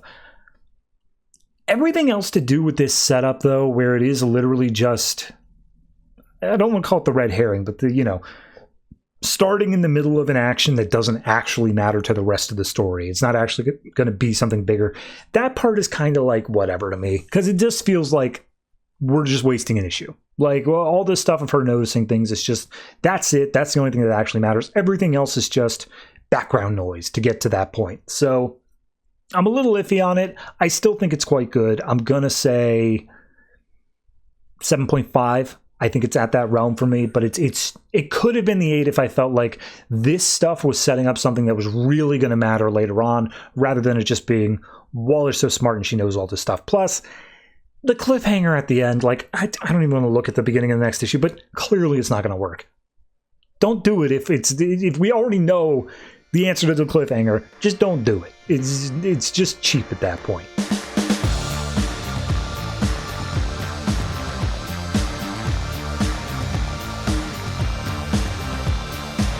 Aquaman number 45, written by Cullen, Bunn, art by Trevor McCarthy. So last issue, Aquaman realized that Mera was not actually Mera, it was Siren, and then he tried to teleport out and somehow went to an alien planet. This issue is just following him on the alien planet where he's running through the wilderness, and he's like, well, clearly teleportation needs a lot more concentration than I thought it would. I'm on this other planet. I thought maybe if I missed it, I'd be like in Florida or whatever, but screw you, Poseidon, for not telling me that it's literally anywhere in the universe. So there's some giant wolf, hyena-looking things that come to attack him. They bite his shoulders. He manages to fight him off with a knife. And he's like, okay, in order to teleport back, I need access to water. That's kind of the number one thing here. But more than that, like, I am lost. I don't know where I am. And I got stabbed by Siren when I left. And that ain't doing well. I'm losing a lot of blood here, so got to figure out what to do. And then all of a sudden there's this loud, like, roar sort of sound. All the hyenas just leave. They go running. It's unclear whether it's to or away, but it seems like it's scaring them. And then Aquaman's like, it almost sounds like a whale song. So he goes marching through the woods to follow it, and he comes across this giant-ass beast that has been impaled by a bunch of what he calls the Thule, like, barricades or whatever, the spikes, the Bane fields, he calls it. So he comes down and he's like, oh, how the hell can the Thule things be here? I thought the Thule was an alternate Earth dimension, but now it's out here on an alien planet? Like, what the hell is going on? So he looks forward and he's like, okay, well, I mean, I guess it's short-sighted to say that an alternate dimension was only targeting Earth. Fair enough. He does a mercy kill on the giant monster because it obviously ain't doing so hot. And then he's like, all right, look, I need to get back to water if I want to figure out any of this, because I'm not going to do anything if I can't be home. And at that point, as he's stumbling through the woods, he's like, oh, nope, okay, I'm out of blood. I'm by. And he just passes out. We then see he wakes up in what seems to be a hospital room, but like an alien hospital room. And he sees some figures watching him from nearby. And he's like, oh, hi, did you patch me up? And they all go running away, and he's just like, okay, all right, babe. Sorry, no sudden movements, I guess. So he gets dressed again, and he's like, please, I have questions. Can I get answers? And as he steps outside the room, he sees that there's an entire civilization, an entire town here that have all come around. And he's like, I don't suppose any of you speak English. My name is Arthur. I come from another world. Take me to your leader. And at that point, they still don't seemingly understand, but the leader does come up, and he can tell because it's got bodyguards and is dressed in more stylish jewelry. And it's like, oh, she's a beautiful, regal queen. And, you know, Aquaman has some certain definitions of beautiful I don't agree with, but she starts talking in an alien language, and he's just like, oh, I'm King of Atlantis. I feel like you know me, though, already. You're very welcoming as an entire culture. And he looks over and sees one of the guards has his knife, and he's like, knife. I need the knife back. And the queen says something and the guard presents back the knife. And he's like, okay, all right, so I guess we're friends here. Fair enough. And she says something. He's like, I don't understand, but I get the vibe you want me to follow you. You want to show me something. And so they start walking and she's pointing out different things. And he's like, yeah, I'm Earth is where I'm from, and those spiky things, and he points out more of the Thule spikes. He's like, those spiky things are on my planet too. And seemingly there's some level of understanding here, but he's more so trying to figure out for himself of like, why are there Thule spikes here? That doesn't make any sense. If they were bleeding over, it should only be where they were present at, right? And then he's like, but wait a minute, what if they've hidden themselves in another world? Who's to say they couldn't also go to another planet? Who's to say they couldn't have spread themselves out amongst the stars or whatever? And this place, they knew that this would happen eventually, and they've been preparing for it. So at that point, he's like, okay, so they showed up here and your warriors drove them back. They didn't know what to expect and you surprised them. So that's how I'll beat them. Like, I'll find a way to take them by surprise. They clearly can't deal with that. So she says something and he's like, yeah, well, they've been hidden away for a while. They don't know who they're dealing with. They don't know me. To which point the queen's like, and gestures deeper inside one of the tunnels. And he's like, no, but like, really, I got to get out of here. Can you show me to some water, please? Anything like that? I also got to find my wife because something happened to her. That's something I need to deal with as well. But then as she leads him down to the bottom of this tunnel, there is a giant statue there of Earth with different continent locations, so it looks more like a Pangea sort of thing. And standing atop that is Aquaman with his trident, looking like he's conquered all of Earth. And he's like, oh, I guess they do know me. So, yeah, we got some prophecy or something like time travel, maybe? I don't know. It's definitely something. This issue read very quickly. It was a very fast read, and that's because, you know, the aliens are talking. They've got speech bubbles. I'm sure if you wanted to go through the hassle of it, you probably could translate what they were saying.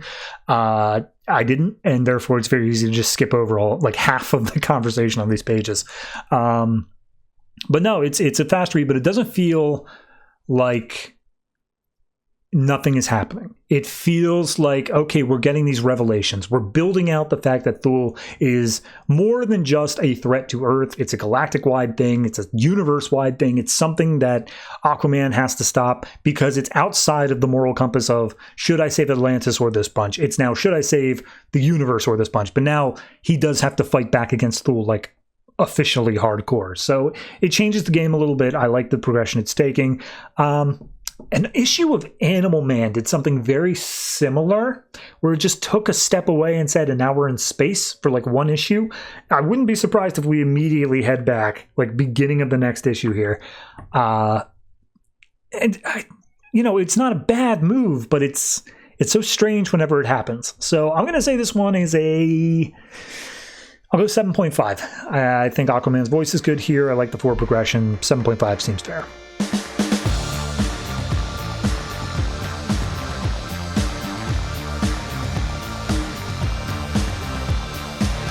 Gotham by Midnight, number 10, written by Ray Fawkes, art by Juan Ferreyra. So last issue we had the reveal that Spectre is just kind of doing Corrigan's subconscious bidding, perhaps, and also that it killed 2 cops that were interrogating him.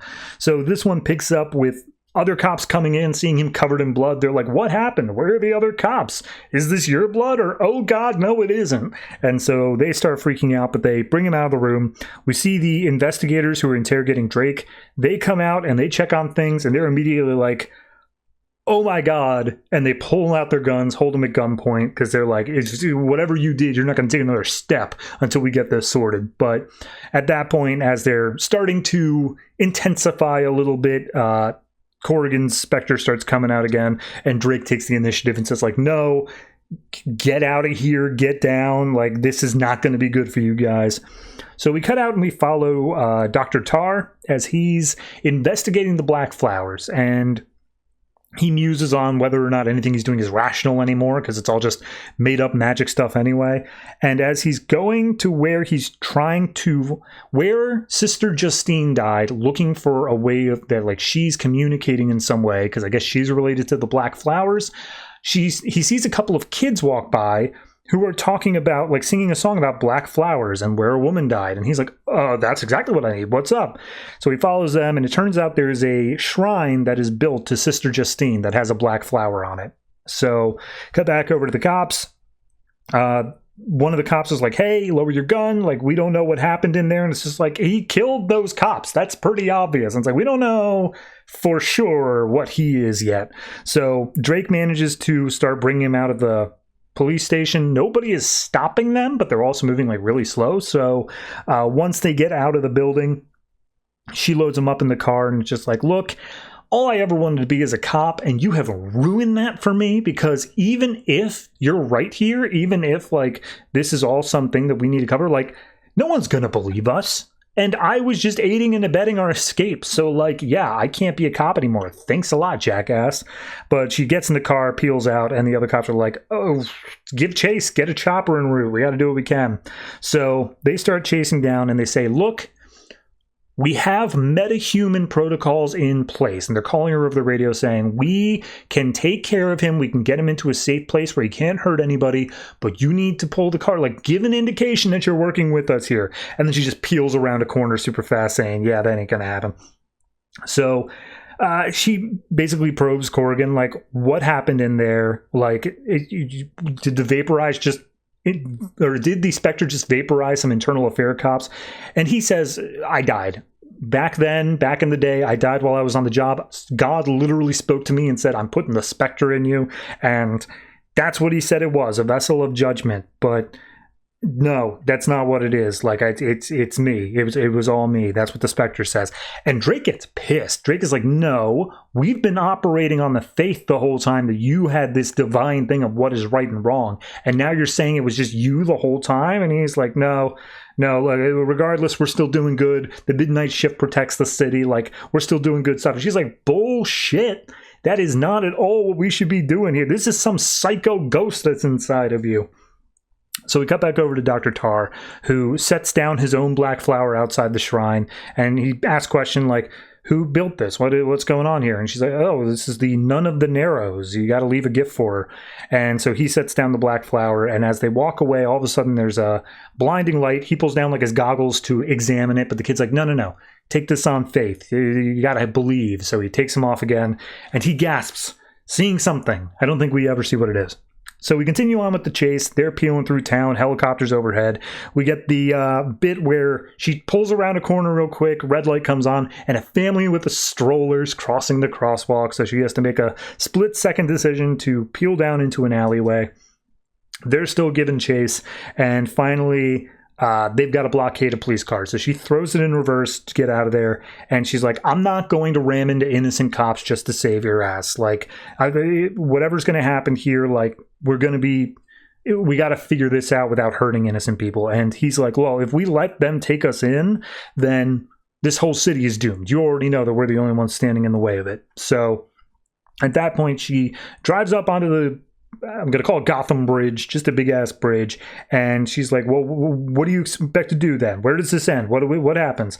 And he yells out, I don't know, but, I'm going to find out. And he pulls the wheel, and it sends them careening over the edge of the bridge. And before they can even hit the water, he goes full Spectre and seemingly vaporizes the car with them both inside of it. And the other cops all see this. They're like, okay, so he's dead.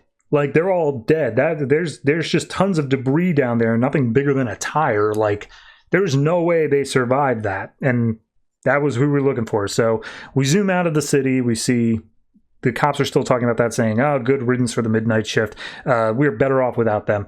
And as we zoom out, we see there's a fisherman out on the bay, the lake, whatever. And then all of a sudden, this giant-ass kaiju-sized monster comes out, and he doesn't look like he's too happy. So... yeah, it's fine. It's a solid issue. I really don't have a problem with it. My only thing is I don't feel like a lot was accomplished, if that makes sense. Like, yes, we got a little bit of characterization. We see how Drake reacts to this stuff, but so much of it was taken up by that chase scene, which, by the way, paneling-wise, art-wise, feeling the motion throughout the panels, great, fantastic. But, like, forward progression within the story, it doesn't feel like it's really there, and I'm pretty sure this book ends in, like, 2 issues. I don't think it's past issue 12. So I don't know. I was kind of hoping for just a little bit more, be able to find out some more stuff here as to what's going on, because as of now, it feels like it is just going to kind of end with the Spectre isn't actually the Spirit of Vengeance, which is a hell of a continuity retcon there. So yeah, for this particular issue, art looks great. I do like the writing. I wish more would have happened. So I'm going to say this one is it's almost at an 8, but I'm going to give it a 7.5. It's very, very close to the 8, though. So hopefully we'll hit that 8 mark next issue.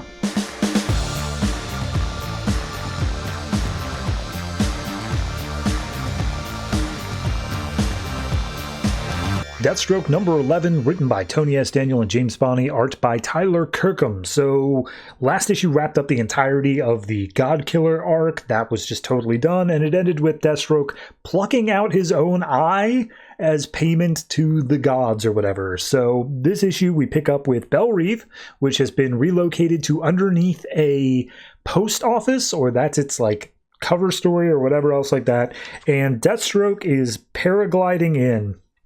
And he's like, yeah, well, you know, a guy like me can either end up super dead or in a place like this. I've managed to avoid both so far until today. Things change. And we see the Belle Reve people have locked on that something is approaching their place. It's not heat propelled, so it's not a missile, but they get the anti-aircraft guns ready anyway. And he's like, well, let's see how we got here. So we cut back to 36 hours before then. Deathstroke's just doing some training. He's talking about how he got a crap ton of money out of the gold stuff, and also he was in Robin Son of Batman for an issue where he got some money there, so he's swimming in it, but his kids still won't talk to him, and he's like, that's all I really want. I want them to be safe. I don't want them to end up like me. And then he gets approached by Victor Ruiz, the head of the Dead Bastards, which he's the member of that group, and he's like, hey, you wanted us to keep an eye on your daughter's house. You need to see this. Something's happening right now. So they go and they go to a surveillance room, and he's like, look, nothing is happening on the cameras, but like, I've been around this sort of stuff enough that I can always tell when we are right on the cusp of something happening. Like, random movements all start coalescing and surrounding a location. And lo and behold, right at that moment, we see a whole bunch of armed, seemingly gunmen come up to Rose's house, and Deathstroke's like, we got to get there. We got to do something now. And he's like, it's too late. It's too far away. We can't do anything. And they're all shooting up the place. But Deathstroke says, get me on a chopper now. I'm going. So 7 hours later, he arrives at the place, guns out. He sees a young woman with white hair, seemingly Rose, is dead on the ground. He goes over, checks her out. It's a wig. She's dead, but it's not Rose. And written on her shirt is, we had a deal, Waller, ring a bell, and then on the woman's shirt is a bell. So clearly a little joke, but he immediately traces back to Harley. Now, this is referenced numerous times in the issue that they had a deal where Deathstroke said he would kill Amanda Waller for Harley. I'm assuming that was several issues ago in Suicide Squad. I don't remember it. But they keep talking about it happening, so whatever. Regardless, we see that, you know, Rose is still not here. He's like, oh, she could have been caught in the crossfire, and wherever she's at now, I don't know. So we gotta go ahead and cash in on what this is all about. And we see, fast forward about a minute before he breaches the wall, they're about to start firing up at Deathstroke, but then he sends off a flare, which I think blows up the helicopter, and that causes all the heat for the air-to-air missiles to strike out at that. And then he throws down his duffel bag and presses a button, which ends up launching an EMP. So the whole place is now in the dark. A whole bunch of the prisoners all get out because the cells automatically open, and it's just a bloodbath when Deathstroke lands. So with all the other people out, we get people like Parasite and whatever. They're just launching through the crowd of guards. They're killing all of them, and Harley just merrily skips her way through until she's stopped by Deathstroke, who immediately is just like, where's my daughter? Tell me where she is now, or I'm going to kill you. And she's like, hey, You promised me something. You got to hold up your end of that. And he's just like, did you or the Suicide Squad take my daughter? And just like, look, if you kill Waller like you promised, I'll tell you where your daughter is. And she holds up her pinky finger like I pinky promise. And then she crosses her fingers behind her back. So at that point, Deathstroke's like, fine, whatever, take me to Waller's office now. But they get surrounded by a group of the bad guys from inside the jail who were like, ooh, Deathstroke got shiny weapons. Let's take it from him. And then after one panel of sound effects later, Harley is standing atop a pile of corpses with a bloodied bat. Deadshot comes out around the corner and says, well, if it isn't Deathstroke, I've been looking for my revenge. And Deathstroke talks about what I vaguely remember is that Deathstroke was originally on hire to the new Suicide Squad. He betrayed them in Russia and then just went off and did his own thing. So, yeah, that happened, and Deadshot's still holding a grudge. We see Waller is telling everyone, like, okay, we got to get out of here. All of our cell phones are fried, so we got to take care of ourselves until help arrives. And then all of a sudden, someone's standing in the door and says, oh, Waller, going out for a stroll. And she calls him Pruitt. Nothing else besides that. This person's entirely in shadow. But then this figure has these tendrils that come out of his back, latch on to two of these other guards' necks, and pries out their eyeballs with hooks. And then seemingly goes after Waller to do the same. So that's happening, whoever Pruitt is. We then see Deadshot and Deathstroke continuing to beat each other up. They make their way down to the aquatic block, whatever that means. It looks like it's just water tanks. And Deadshot's like, oh, you must have a death wish. Why else would you come here? And he's like, I want my family back. So at that point, he says Waller had her abducted 36 hours ago, all that stuff. And he's like, well, okay, Waller wouldn't have done it. And Harley, like, who cares? She's been here the whole time as well. And at that point, Harley is just like, hey, come on, keep fighting, stop talking. This is the whole thing. Something then comes up from one of the aquatic cells. It wraps itself around Deathstroke's neck, and he's pulled down, just as they're saying, Deathstroke, somebody's playing you. And underneath, inside the aquatic tank, is Black Manta, and he says, it's payback time, Slade. So it seems like this is all just payoff to that, like, first arc of New Suicide Squad, when Deathstroke betrayed them and, like, went to work with the Russians for a little bit.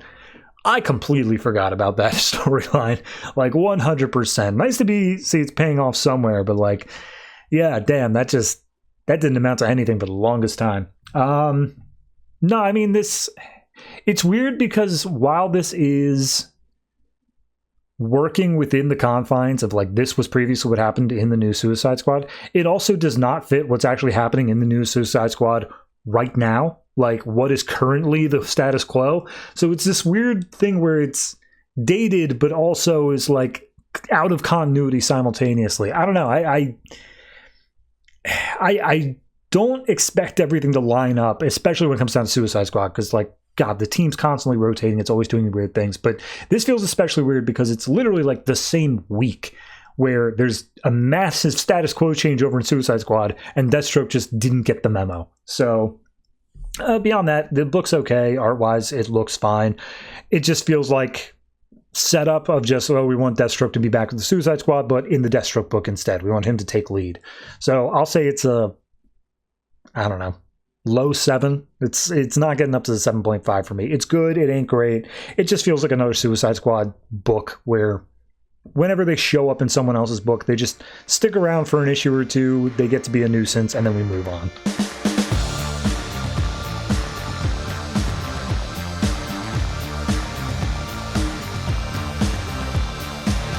The Flash, number 45, written by Robert Venditti and Van Jensen, art by Brett Booth, Vicente Cifuentes, and Ale Garza. So quite a few, I will say. Didn't really notice a change in art style. All looks like Brett Booth to me. So last issue we had Professor Zoom has made a bomb device thing that takes in Flash's speed whenever he uses it and redirects it into kinetic energy that is effectively destroying the police department. So they're all trapped inside of a bubble, and it's like, yeah, whenever I move at super speed, it's a bad thing. Captain Fries is like, what the hell's happening, Flash? And he's like, I swear I didn't mean to cause this. All of a sudden, a bolt of energy comes out. He has to super speed over to save Captain Fry, but that, once again, drains the energy, causes the stuff to get more messed up. So Fry's like, whatever is going on, I'm placing you under arrest. And that's where Director Singh steps in. And he's like, we don't know that Flash did this yet. Hold off. Like, right now, we just need to keep everyone safe from whatever's going on. And Flash points out at the bubble saying, like, look, we're all inside this dome. It might cause even more damage. Like, we all got to get inside at the very least. And he logics out that the dome is made of frozen oxygen, not like frozen solid, but like it's been reduced to absolute zero because of that other woman's powers. So in order to get it moving, they would need something hot enough to ignite it, which they just don't have, except for Wally coming up saying, hey, I got an idea. Captain Fry, you got to let me try. And he's just like, what, you little kid? No, get out of here. Police are taking care of things. I know you're scared, but get everyone inside. And Wally's just like, no, I can get us out of here. You got to listen. He's like, shut up, kid. So we see on the outside of it, police are barricading people from getting in. Iris is there with a cameraman, and the cameraman's just like, oh man, I got some insane shots. Like, it's totally great. And I was like, did you see a boy in there? And he's like, oh man, could you imagine a picture of a dead boy inside there? That's a Pulitzer winner. And Iris just slaps him upside the head, or sorry, punches him upside the head. And it's just like, my nephew is in there. My friends are in there. How dare you? And he's just like, sorry, didn't know. So we get over to Reverse Flash and his old cadre, who, credit to the book, they reintroduce every single one of these people here with caption boxes, and they're just like, hey, when should I release the bubble? And just like, oh no, not yet. It's Flash is using this as his sanctuary. We have to keep it up and until Flash is dead and gone. And they're just like, but there are innocents inside. We don't want to kill them, right? And he's just like, oh, we have to sacrifice a few if it means taking out the Flash before his tyranny is unleashed. Trust me, I've seen it all, blah, blah, blah, centuries of seeing it. So at that point, we go inside. Wally is talking to Tim, the mechanic, and Tim obviously is not doing well because I think he was hit by a car or something like that. And Tim's just basically like, look, stay clear. Let Captain Fry handle it. Don't do anything brave, Wally. And Wally's like, I'm going to go do something. Bye, Tim. And it seems like Tim is like, Wally, and he just dies right there. Meanwhile, Flash notices Wally's disappeared, but he can't do anything about it at the time because he can't run super fast. So Wally heads out to the garage, and he's reminded of Tim's line that a magnesium engine block will burn so hot that even a fire crew can't put it out. That was said like an issue or two ago. And so he takes an engine block, straps it to the front of a police like SWAT van, and then starts setting it on fire with blowtorches. And he gets over the intercom and says, everyone listen up, I'm getting us out of here. And so Flash at that point is like, oh crap, okay, I need to use my super speed. And he chases after Wally, but Wally's already barging out the door. He hits the edge of the bubble, and it does seemingly work, but it explodes, and Flash gets Wally out at the very last second. He's like, are you crazy? He's like, yeah, I was. Check it out. You needed heat to make a hole. And he did make a hole in the bubble. It is actually working. So he's like, huh, all right, let's do it. So he grabs Wally, gets him out of there as fast as possible. He goes back in. Now, this whole dome has a bomb sitting at the top of it, the thing that is using the Speed Force stuff. If they disrupt this bubble, there's a chance the bomb will go off. So Barry's not slowing down for anything. He's like, we gotta go. And he starts grabbing all the people. The captain's yelling at him the whole time saying, oh, there's too many people. There's lives at risk. You could mess up this whole thing. And he's just like, no time to argue by it. And he just keeps on zooming in and out until finally at the very last second, he gets the last person out. And the whole police precinct explodes with, I'm assuming, Speed Force energy, but real explosives. So it all goes up in fire. And Barry's like, did I get everyone out? And he's like, yeah, I think you're good. I think you're good. Pied Piper comes over. He was one of the people trying to get in. Goes over to talk to Director Singh. And Singh just kisses him smack dab on the lips. And Piper's like, whoa, I thought you didn't want to do that in public. You could risk your thing by being with a costume criminal. And he's like, dude, my work just exploded. I'm not worried about that right now. So then we cut over to Captain Fry, who's like, Flash, you just put literally everyone at risk. That was stupid. You went off half-cocked. Look what happened. This whole place blew up. And Flash just grabs him by the tie and is just like, bro, I had the very limited window. I had no time to react, and I just saved everybody's lives, and because I took an opening. So get the hell out of my way. And he zooms off, and Captain Fry looks all menacing, and he's just like, oh, you run all you want, Flash. You'll see me again.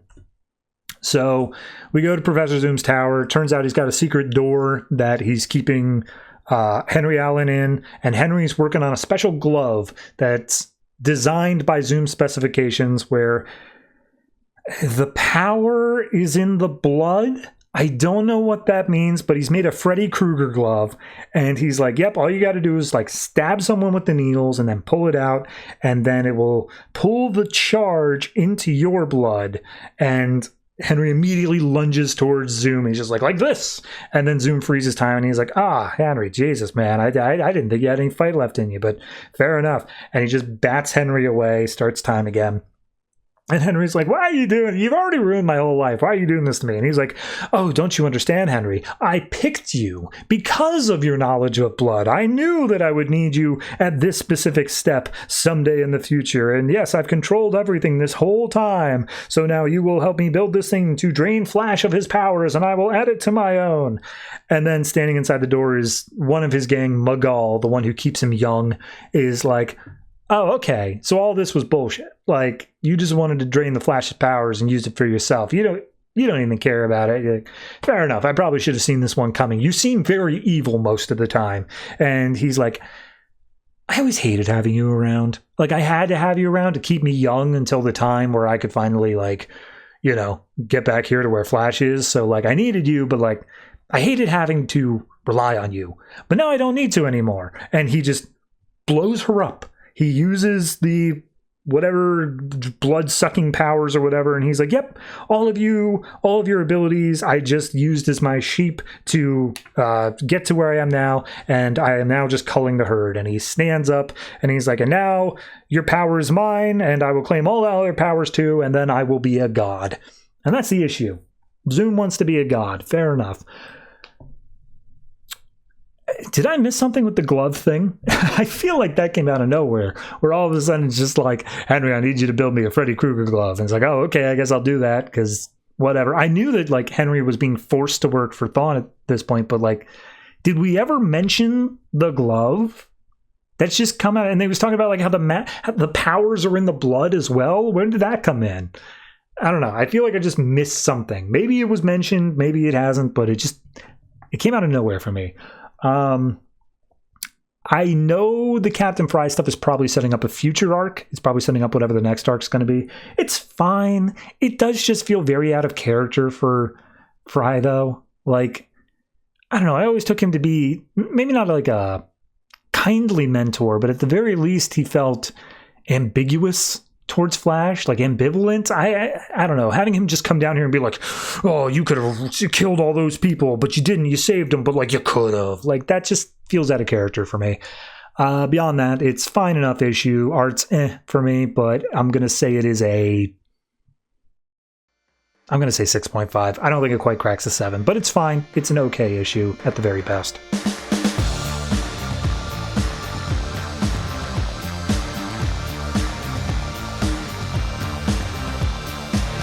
Batgirl number 45, written by Cameron Stewart and Brendan Fletcher, art by Babs Tarr. So it's the wedding of her friend Alicia. We're finally getting around to that. I can't remember if it was last issue or in the annual, but we got the reveal that she is now dating Luke Fawkes.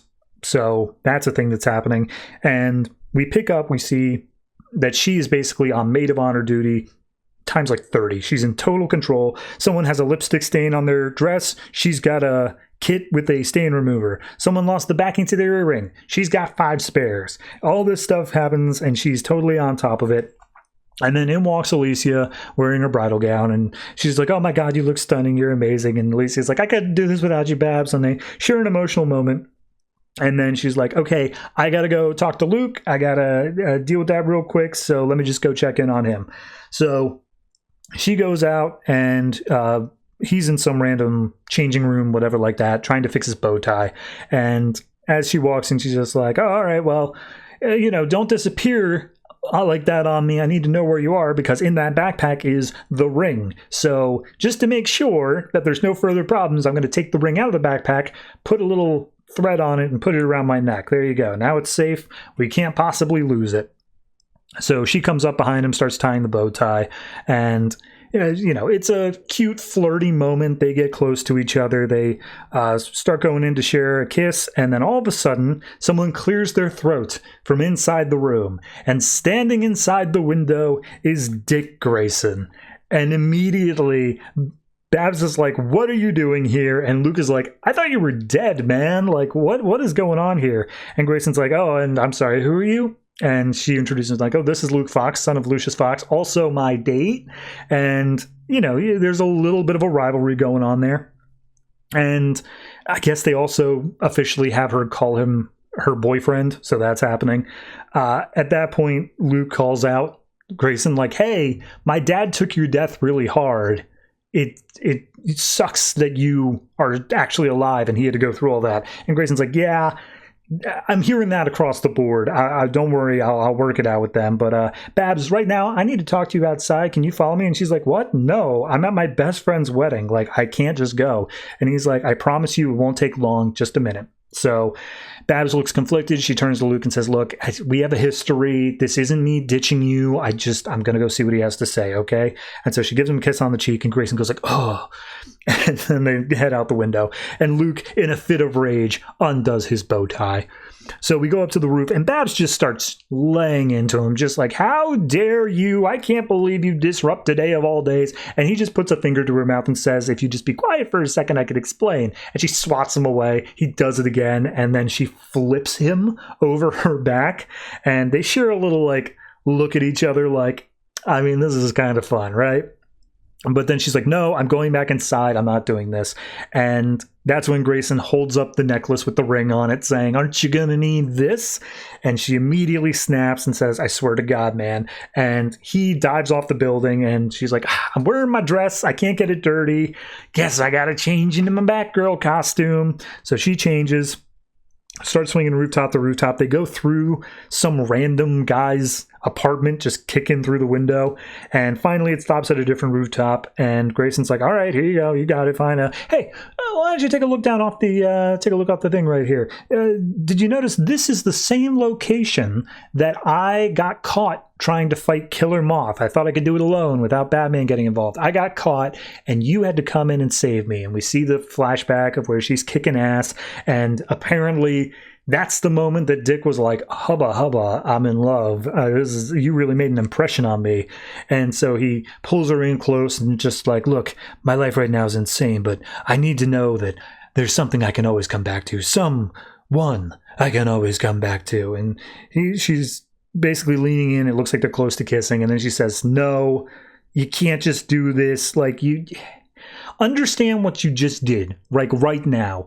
You have ruined the memory of this wedding for me, because instead of thinking about how great like all my friends looked here, how much I enjoyed the bride's thing, the reception, anything like that, I'm going to be thinking about how my dead ex, whatever we were, showed back up and tried to seduce me away from my new boyfriend. That ain't right. And Grayson's like, okay, well, yeah, when you put it like that, fair enough. And he looks hurt, and she's like, look, I'm really glad you're not dead. Like, don't think that that's the bad part for me, but like, I'm in a good place. Can you just let me have that? And he gives her a hug and just like, yeah, all right. I'm sure Luke's a good guy if he's anything like his dad. And she's like, yeah, he's great. He's great. You'll find out eventually. So at that point, he dives off, and he's like, yeah, I got stuff to do too. But, whatever happens to you, to me, and to the world, I'm always going to come back. So they seem to be in a good spot. We then see back at the wedding, they're just waiting. Frankie is trying to do the same sort of last-minute fixes that Babs was doing. Dinah pops in, because I guess they got Black Canary to perform at the reception. And at that point, as Babs shows back up, like, oh, hey, I'm here, I'm ready to go, let's go. So they all head out of the room, except for Frankie and Dinah, who are like, hey, you're still wearing your Batgirl boots. And she's like, I had to change, and then when I got back, there was a rat in my like actual slip-ons. So we're going with this now. So they all head out. They do the ceremony. They show that the couple gets married, no problems. At the reception, everything's great. Babs is talking to Luke, and it's just like, hey, I'm sorry about that earlier. Like, it wasn't right for me to disappear on you. And he's like, hey, look, I get it. It's a guy you had history with. That's fine. Our past doesn't just disappear, but like, let's just try to enjoy tonight. How about that? You want to go dance? And so they head out on the dance floor, share a slow dance with each other. And Grayson looks down all sad from above. And then we get a little epilogue when she gets back home. She texts Luke, says I made it back safe. And as she's sleeping, someone steps in the room and starts just saying numbers like 0, 1, 0, 2, 1, Delta. And then says, all right, let's begin. So what's that about? I don't know. But no, it's a very sweet issue. It's very much, it feels like a romance novel sort of thing. Like so many of that moment where Babs gives Luke a kiss on the cheek and Grayson goes like, oh, like it's so manga anime. It's ridiculous.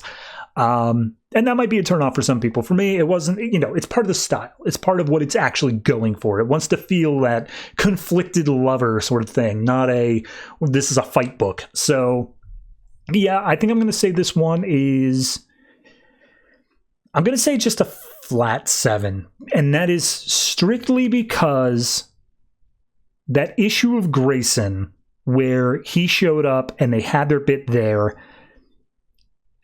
it just feels like we're redoing that again. And obviously, if you're just reading Batgirl, that's not a problem. But if you're reading both books, it feels like we're doing the same moment, but in 2 very different ways. Where this one comes out more with Babs saying like, look, I don't need you right now. I'm in a good place. We can still stay friends. And the other one felt a lot more hopeful because they did not bring up any of the Luke Fawkes stuff. So it's a little bit dicey, but I think that this one is still good on its own. So I'm going to say a 7.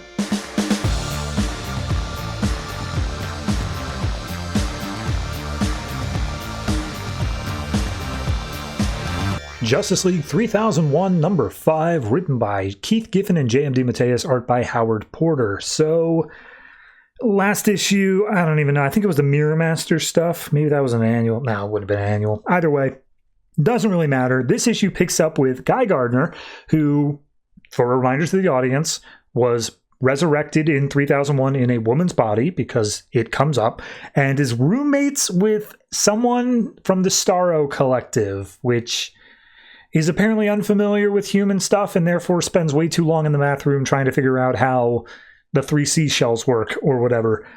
We see that as they are going out, as they're stepping out to the main room, the table is already set, and Guy's like, did you do this? I thought you didn't know about human cultures. And the Starro's like, no, I heard you doing that this morning. Do you not remember any of that? And we see Guy's like, nope. Goes to Firestorm, who is now in charge of the whole Cadmus stuff and bringing back these heroes, and is like, I'm having blackouts. I am doing stuff, and I don't remember what it is. Just the other day, I woke up and I was crying, and Firestorm's like, crying over what? And it's like, over children? My children that I never had? What's going on, man? And he's like, ooh, I was worried about this. When we brought you back, Cadmus was kind of like hemorrhaging money, so we kind of cheaped out on a bunch of stuff. And Guy's just like, are you telling me you cheaped out on my body and bringing it back? It's like, no, the body's fine. The body, like, we got that totally cool, but we didn't scrub the DNA as hard as we should have, so you're still getting some residue, some psychic flashbacks or whatever. Some of this previous person's memories are bleeding through, and you're getting their memories now. And he's just like, okay, can you stop it? Can you fix it? Because I don't want to live with this. Firestorm's like, well, on the good news, if we can't stop it or fix it, your entire identity is going to be erased anyway, so you won't have to live with it. And he's just like, that's not funny. It's like, fair enough. But yeah, I could probably move some money around, see what we could do. Clear my Thursday, but I'll take care of it. And it turns out the previous woman was named Shiryala Tome, and she enthusiastically volunteered to be the body for Guy Gardner. Why? Who knows? But that happened. And then Guy's like, okay, fine, I'll see you on Thursday, whatever. But Guy then's like, just real quick, because I guess it's going to come up in the plot, why do you have Terry's brother still working for you? Why do you have Terrence still on the thing? It's like, oh, I assure you, Terrence Magnus is not a threat to anyone. So we then cut over to Fire and Ice, who took care of Turtle Boy, which they do confirm is a descendant of Jimmy Olsen. His name is Bartholomew Olsen, and apparently this is a blood curse that's been on their family for the past millennia, that they all just turn into were-turtles. But Fire and Ice are bringing him down to Area 13 on the planet Takron Gatos, along with a new character, old character, I don't recognize them, named Miasmus, who is like the caretaker of this Area 13 thing. So they get down there and they're like, wait a minute, the whole planet's a prison planet. Why do you gotta have a special prison in the prison? They're like, oh, these are the worst of the worst. These are the most dangerous. We couldn't have them just finagling about outside. And it's like, well, this guy's just got like a disease. He's not like a threat. And it's like, okay, but he wrecked half the city before we could take him down. So yes, he's a threat. We got to put him in here. Maybe one day we'll discover a cure, but like right now he's got to stay down here. And this entire time, Fire is like really pissed off at Miasmus, just like yelling, constantly getting in each other, saying like, oh, you're a sadist, you're a sick freak, how dare you enjoy this sort of stuff. Also, want to call out an art thing.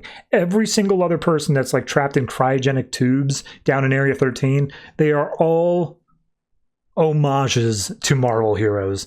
Like, you can one for one it the whole way down. But either way, before Fire starts really getting in on Miasmus, Isis is like, okay, we're leaving now, bye-bye. So they get up, and Isis is like, no, seriously, Miasmus can get people like sent to Area 13. He has that much power. You shouldn't be on his bad side. And they're just like, okay, whatever. But Barry and Hal Jordan are the ones who are actually in charge of this area, so like we could just appeal to them. It's like, do you really want to run that gambit? Either way, they basically say, all right, look, let's go out, let's do something. The Super Buddy Central, the two idiots of Booster Gold and Blue Beetle found some old VHS tapes, to which point Fire's like, yeah, if I know them, half of them are going to be porn and the other half are going to be like Abbott and Costello movies. It's probably nothing good, but regardless, they want to go and relax. Meanwhile, a giant Dark Knight Returns looking Batman is standing over top with glowing eyes, and he's like, yes, trying to get into Area 13 without clearance is a death trap, but why are we coddling those monsters down there? And then he sees the bat signal up in the sky, just like, look like someone's out trying to find me. And we see at the bat signal is our Batman and Supergirl. Supergirl's like, why are we lighting the bat signal if you're already here? He's like, there's another one of me. There's another person using the bat name. I ain't cool with that. He's a dangerous lunatic. We got to take care of him. And Supergirl's like, you really don't know anything about yourself, your own history, if you think that you're not a dangerous lunatic. He's like, what's that supposed to mean? And he's like, whatever. So in comes the Batmech, and he's like, oh, yes, I'm Batman. I'm going to crush you like a bug. And he's like, what the hell? You're not Batman. I'm Batman. So at that point, he's like, look, I'm the real Batman. I just want... And immediately the Batmech's just like, no, you're not. You think I'm that stupid. You may be the one that took the DNA code. Like, we all know about that, but you're not the real Batman. And he's like, look, all I want to do is talk. I just want to find out why you're doing this. And he's like, Batman wants to talk? That proves you're not the real one. So he just knocks Batman over the edge of the building. Supergirl swings down to save him. And he's just like, and Supergirl has to save you? Yeah, you're not Batman. So they get back up to the top. This guy in the Buster suit's just like, all right, well, maybe I could take this bat signal in and put it into my suit. Let scum know that I'm around in the city. And immediately Supergirl steps up, and the Batmech manages to punch her down through the roof, leaving Batman having to fend for himself for a few seconds. However, then Supergirl just comes up, grabs the Batmech's feet, brings it down with her, and within seconds she comes back up, and it's like torn apart. Its head is gone, and he's like, dear Lord, you've killed it. And he's like, no, I didn't. It's a mech suit. There's someone else in here. Don't worry about it. So they rip off the paneling, and inside is a 15-year-old girl saying, hey, you ruined my suit. We then cut over to Camelot 9, where the robot, whatever its name is saying all the things it needs to take care of while Ariel is gone. Ariel, of course, is evil. And Superman comes up saying, hey, where's Ariel? What's going on? And he's just like, oh, I'm filling in temporarily while she's going to meet with the directorate to discuss your bi-monthly review. Superman's like, oh, okay, cool. And then the robot continues saying, of course, that's just a clever ruse while she's actually going to meet with the Injustice League to talk about how to kill you. Superman's like, oh, okay, cool. Wait a minute. And yeah, now he knows the truth. And we cut over to the Injustice League where Bane shows up like 5 minutes late and Ariel starts chewing him out, and she's just like, whatever, it's time to strike. I've been keeping things going. You showed up late, but we got to get going now. Go fetch my body. And he's just like, oh, fine, whatever. And he comes in and he's just like carrying her body like a sack of potatoes over his shoulder. And meanwhile, she's saying like, oh, and I'm going to change back to my old body so I can see Superman's face when he recognizes me, and then I'll kill him for the final time. And Bane's like, not melodramatic at all. And she gets all pissed off at how he's carrying the body. So instead, he just carries her by her hair. And she's like, no, that's worse. Please don't. I mean, come on, you got to tell me you've been taking care of my body. And he's like, I mean, yes, sometimes I put on potty dresses with you and have tea parties. And she's like, what? And he's like, I'm a perfect gentleman about it. She's like, okay, whatever. Just get the rest of the league. Get out of here. So she starts dragging her own body. And I think one of the final things we got here is Supergirl and Batman are talking to this girl. Her name, as written in the inside of the Batsuit, is Tina Sung, because it says, if lost, please return to Tina Sung. But while they're trying to interrogate her, she's like, they're like, who are you? And she's like, I am the Knight. I am Justice. I am Batman. It's like, no, really, what's your like actual legal name? Bruce Wayne. It's like, okay, you're a problem, kid. But either way, they take her and they're saying they're going to bring her to the sheriff of the place. And he's like, oh, I'll only talk to Commissioner Gordon.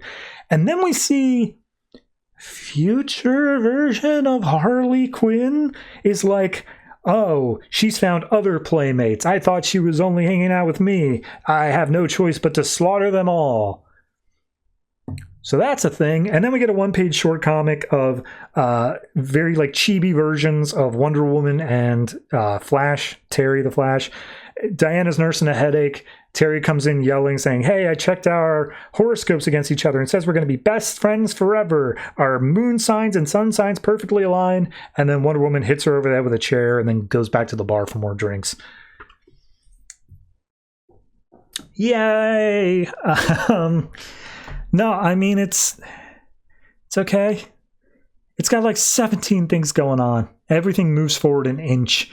Batman found out who the other Batman was. Supergirl's a part of that. Superman found out the main plot of the whole book. How's that going to turn out? What's going on with Fire Ice, Booster Gold, and Blue Beetle? Turns out they're just in a totally separate story that has nothing to do with their main thing at all. And then we get chibi versions of Wonder Woman and Flash, because sure, we can't even, when you can't fit them in the main story, you just make a new thing. Yeah, this book has always been a little bit of a mess. It's always just been separate in its own thing, and therefore it doesn't feel like it's beholden to actually do anything at all. And also that's just part of Keith Giffen's writing style as well. So yeah, I feel like I can't say anything more than like a 7 tops, but I think I gotta go down to like a 6. Reading this feels like a chore more often than not. Sometimes you get something really good out of it. I'm not saying that it's always just a bad book. It really isn't, but like this is by far and away one of the weakest ones, and I really don't understand how it managed to come out of Justice League 3000. You'd think it'd just be like, oh, we're done. This isn't selling, but I guess this is selling with someone. God knows who.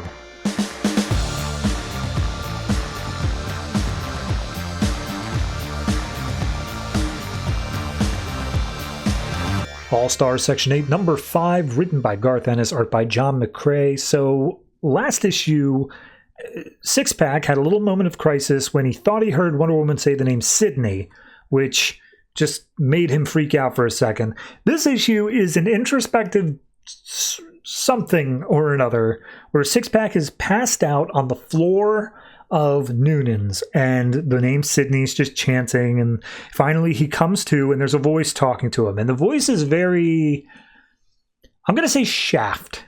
That's the vibe we're going for. It speaks in rhymes. I'll give you the thing here, where as he wakes up, the voice is saying like, Oh, I'm your effing guide to the world beyond. Got my cape, got my hat, got my gold. Word is bond. Always enigmatic in the face of danger. You best believe I'm the effing Phantom Stranger. The Phantom Stranger is this. I have no way to describe it. He's a rapper, and he's just constantly, he's got 3 backup singers, all sexy women with skulls for heads that are singing When You're Strange. Everything is done in stanza, and it's constantly cursing. I don't know what the hell I'm looking at, but regardless, he's like, I'm going to be your spirit guide. I'm just going to give you the rough patch notes here. I'm going to be your spirit guide. We're going to the afterlife. And they step into the world beyond, and he has to put on a visitor's pass so that they know that he's not actually dead. And he's like, yeah, so here's the problem. It used to be that when you were dead, and there was nothing else to it. Like, that was it. However, more and more often in our universe, you keep coming back from the dead. You got like once coming back, twice coming back. Like, that's fine, whatever. But like after that, that's too much. It's a bit like it gets a little bit off of the chain, more or less. And there's a section. I can't believe I'm going to do this visually. There's a section where it shows the hands of creation, one light, one dark, and they're just going like that. Oh my god. Okay, so regardless, it only gets weirder. So as he's wrapping up his little thing on like, death is something to take seriously, he summons Etrigan, and Etrigan just basically says, hey, I'm Etrigan. He also speaks in rhymes, the exact same style as Phantom Stranger. They're doing a featuring thing. And he says, I'm Etrigan the Demon. You may know me from the book The Demon, which doesn't get much popularity nowadays. And then both him and Phantom Stranger rap battle at each other saying, collect all 20 issues of the Ennis and McCrae Demon Run. And then they specifically call out a member of the DC Comics staff who is in charge of the trade paperback division and say, call this man and tell him to put the Demon back in circulation. Anyway, bye now. And they leave. And they literally say, like, this is all for this advertisement, commercial break over. So we then see that they proceed on and they go down to limbo. And Phantom Stranger says, yeah, this is for the people who aren't particularly good, but also aren't particularly bad. Or the people who are just weird. When God doesn't know how to make sense of you, you come down here. And they turn around and then we see that all of his previous members of All-Star Section 8 are here.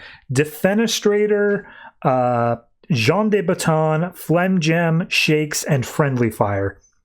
And he's like, what are you all doing here? It's just like, we died. This is whatever's going on. Except for Friendly Fire, who's like, it's your fault we're here. You led us into this slaughter. And he's cursing up a storm the whole time. Defenestrator also just speaks in slightly off Terminator quotes. Take that for what you will. He kind of looks Arnold-ish. And either way, he's just like, no, seriously, what happened to you guys? What's going on? And they're like, screw that. Don't worry about it. You shouldn't be able to be down here if you're actually alive. So how are you sure you're not dead? He's like, well, I got this visitor pass. And it's like, as if that means anything. And then he's like, no, hold on. Where's Dog Welder? Because I also saw him die during the fight, but he's not here amongst you. And we got a new Dog Welder now, and I don't know what to make of that. And one of them's just like, well, you see, and then Friendly Fire's like, he's in hell. He welded dogs to things. Why would you think he wouldn't be in hell? And Six Pack's like, fair enough. But he was trying to save the world. Like, doesn't that count for anything? It's just like, oh, shut up. It didn't matter. Like, we were trying to save the world or whatever. Like, this is all your stupid fault that got us doomed into limbo to begin with. And they're basically commenting about, like, hey, here's an idea. Why are you still in a corporeal body? If you are, like, viewing here in the spirit world, like, maybe you want to take a look at that over there. And they point just at the camera, like off camera. And he's just like, no, I don't want to think about that. I don't want to see that. And they're just like, oh no, you can't hide from the truth, man. You got to look at it. You got to do it. And they like pick him up and they throw him into that area. And it turns out what they're looking at is a blizzard. It's a snowy city or whatever. And it's down in an alleyway. And there is theoretically the body of Six Pack it's naked, it's alone, and it looks like it's going to die out here in the cold. And is right next to an art gallery, this art exhibit going on. And Six Pack walks up to it, and he's like, oh, this poor guy, he's so cold. And he steps up, he takes off his cape, and he wraps it around the body, and he's like, oh, you got to stay warm, you got to stay alive for the both of us. And then, like, the Six Pack version starts to slowly blur away, and then all of a sudden he shoots awake, and he's back in Noonan's bar. And he starts freaking out. He's just like, oh, man, I had this nightmare. I hope it was a nightmare. I don't know what's up. And then we cut over to Dog Welder, who's watching TV. And on TV is a woman saying, my husband didn't come home one day. We talked to an owner of the store that said that he stole some welding equipment. And then there was an incident with a woman and her dog. And we don't know why my husband would do any of that stuff. But please, if anyone's seen him, we're looking for him. We're looking. And Dog Welder's just, you can't see him. He's got the welding mask on, but he's just staring up at the TV, not responding as the kids come on or screaming like, Daddy, please come home. We miss you. So we cut over to Six Packs, who's literally pissing his pants because of everything else that's happening. He's just like, I think something's changed, and I think all the stuff I thought was true is wrong, and I don't know what's going on. And Grappla's like, Six Pack doesn't seem like he's able to lead the team. I nominate the Grappla as new team leader. And then all of a sudden, everyone in the place freezes, and they all look to the door, and someone calls out for Six Pack, says, Six Pack, Sydney, come on, friend, it's time to go home. And it's Superman. It's no flair, just normal ass Superman is there. So what will the next issue? What is the final issue? What's the final issue going to be? Why is Superman here? Why is he saying Six Pack's a friend? Is Six Pack dead? Why was Phantom Stranger rapping? Why was there an ad for, like, I hate what this book does. So here's the thing. The Phantom Stranger stuff, the demon stuff, the rapping, the like weirdness of like creation and all that stuff that leads up into and including Limbo is too weird. It's not as bad as some of the gut stuff that was happening before, like the tapeworm character, but like it's too weird for me to try to recap and even try to wrap my head around. But then you get into the moment of him out in the alley, and you get this glimpse, you get this glimmer of, is there something more to this? Are we actually saying something? Are we actually like doing something bigger? And then you get to the Dog Welder stuff of like his family missing him, and like this is a curse that's been placed upon him, and like all of a sudden I'm just shaken by this thing of like, are we actually doing something here? And ending with Superman, and it sounds like Superman is just like not even this like presence of like authority or whatever, or just like, holy shit, it's Superman, he's finally shown up. No, it feels like a calming voice, like the angel of death just wiping over and saying like, Six Pack, it's time to go, let's talk. Like,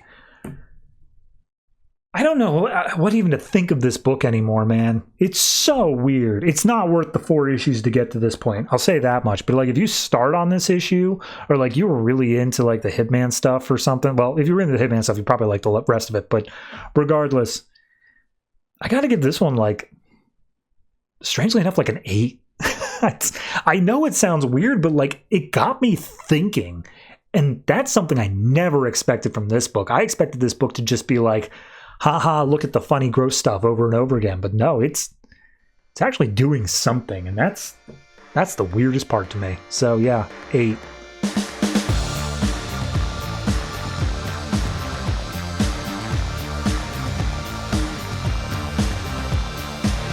Batman and Robin Eternal #4, written by Snyder, Tynion, and Orlando, art by Scott Eaton. So last issue ended with Bruce Wayne seemingly about to be attacked by a bunch of axe-wielding maniacs in a kitchen. It picks right up there where they say, Bruce Wayne, mother says hello, and he's like, who the hell's mother? And then all of a sudden Grayson jumps in, tackles him to the ground, and starts trying to save his life against all these people there, basically by throwing him into a pantry and closing the door and saying, yeah, no, they were passionate food inspectors. And he's like, really? And he's like, no. So at that point, Grayson's calling back to the cave saying, hey, you guys could have warned me, anything like that. Tim, however, is saying, hey, Dick, I've been here, I've been talking to you. Have you not been picking up? Like, we are getting multiple matches here. But he's unable to hear any of this, seemingly. We see him like dodging axes, doing everything, fighting very non-violently, or non-lethally, I should say here. And then as it looks like he's about to get swarmed up, in come a bunch of seemingly random waiters. But oops, it's We Are Robin. For anyone who's reading We Are Robin, it's Duke Thomas and a bunch of other people. And just like, yeah, all right, you guys ready for some bad service? And so they change in their Robin costumes and start kicking people around. And Grayson's like, I'm sorry, what is going on? Since when have there been multiple Robins? What is happening?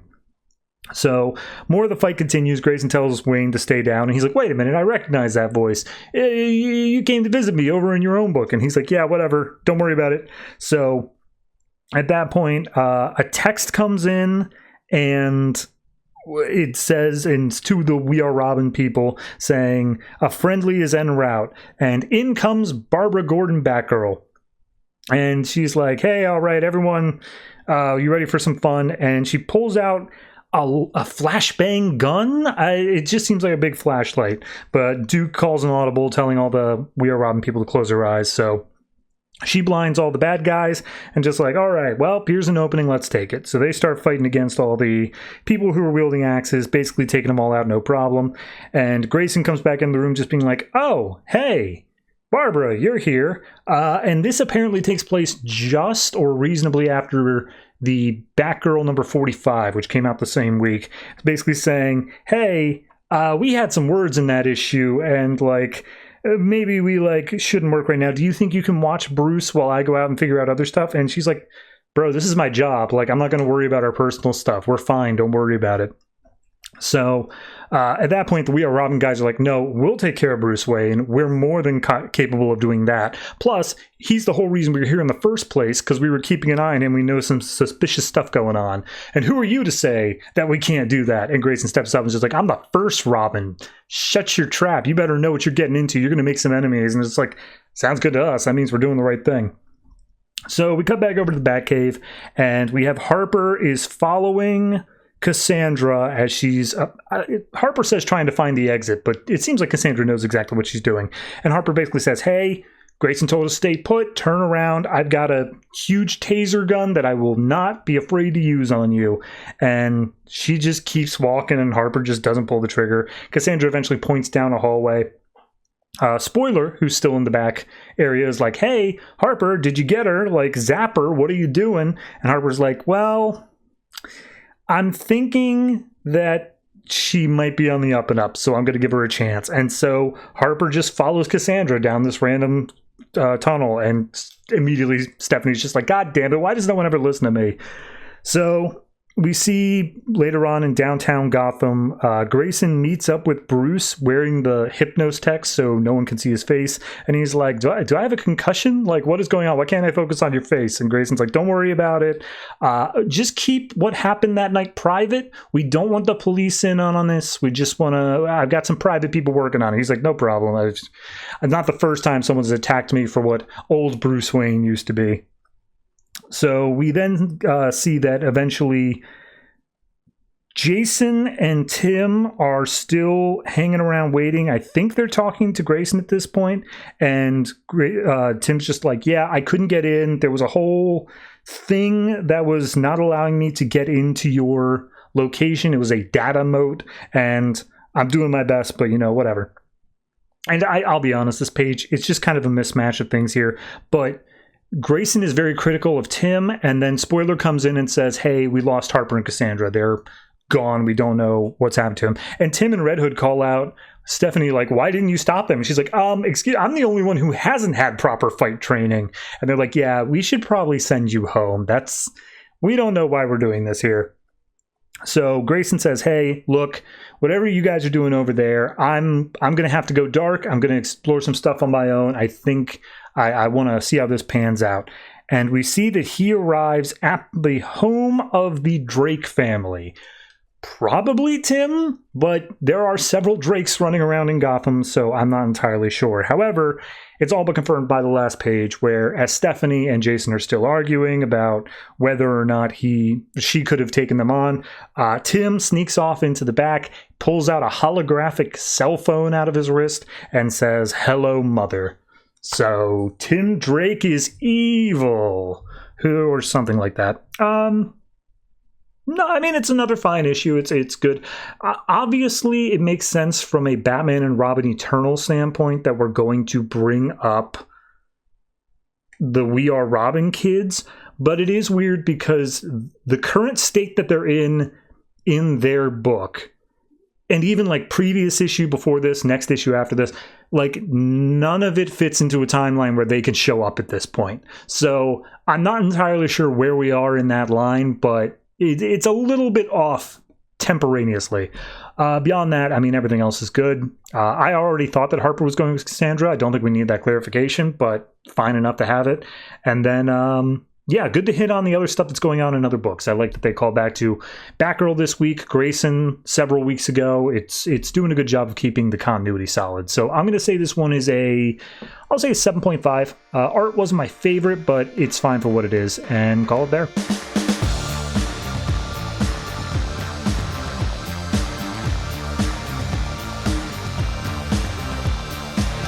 And that's it. That is all the comics that came out from DC Comics. It's October 28th, 2015. And like I said at the beginning, I had 17 comics.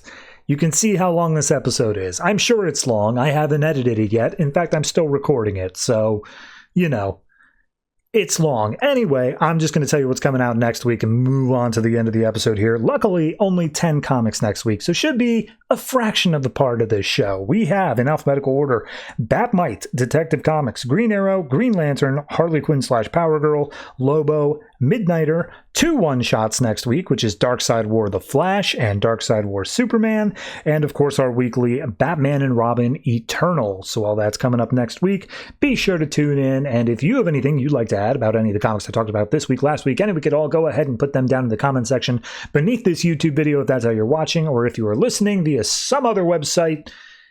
I don't know. Put it wherever. We do have specific places, though, like a subreddit, a Discord, and a Patreon that I'm sure you can find in the description or show notes or whatever you're watching. But, like, if you just, like, call my name out loud enough, I'm probably going to be able to hear it. Anyway, thank you very much for watching, listening, however it is consume this podcast. Be sure to tune in next time. And always try to remember, if it ain't broke, don't fix it.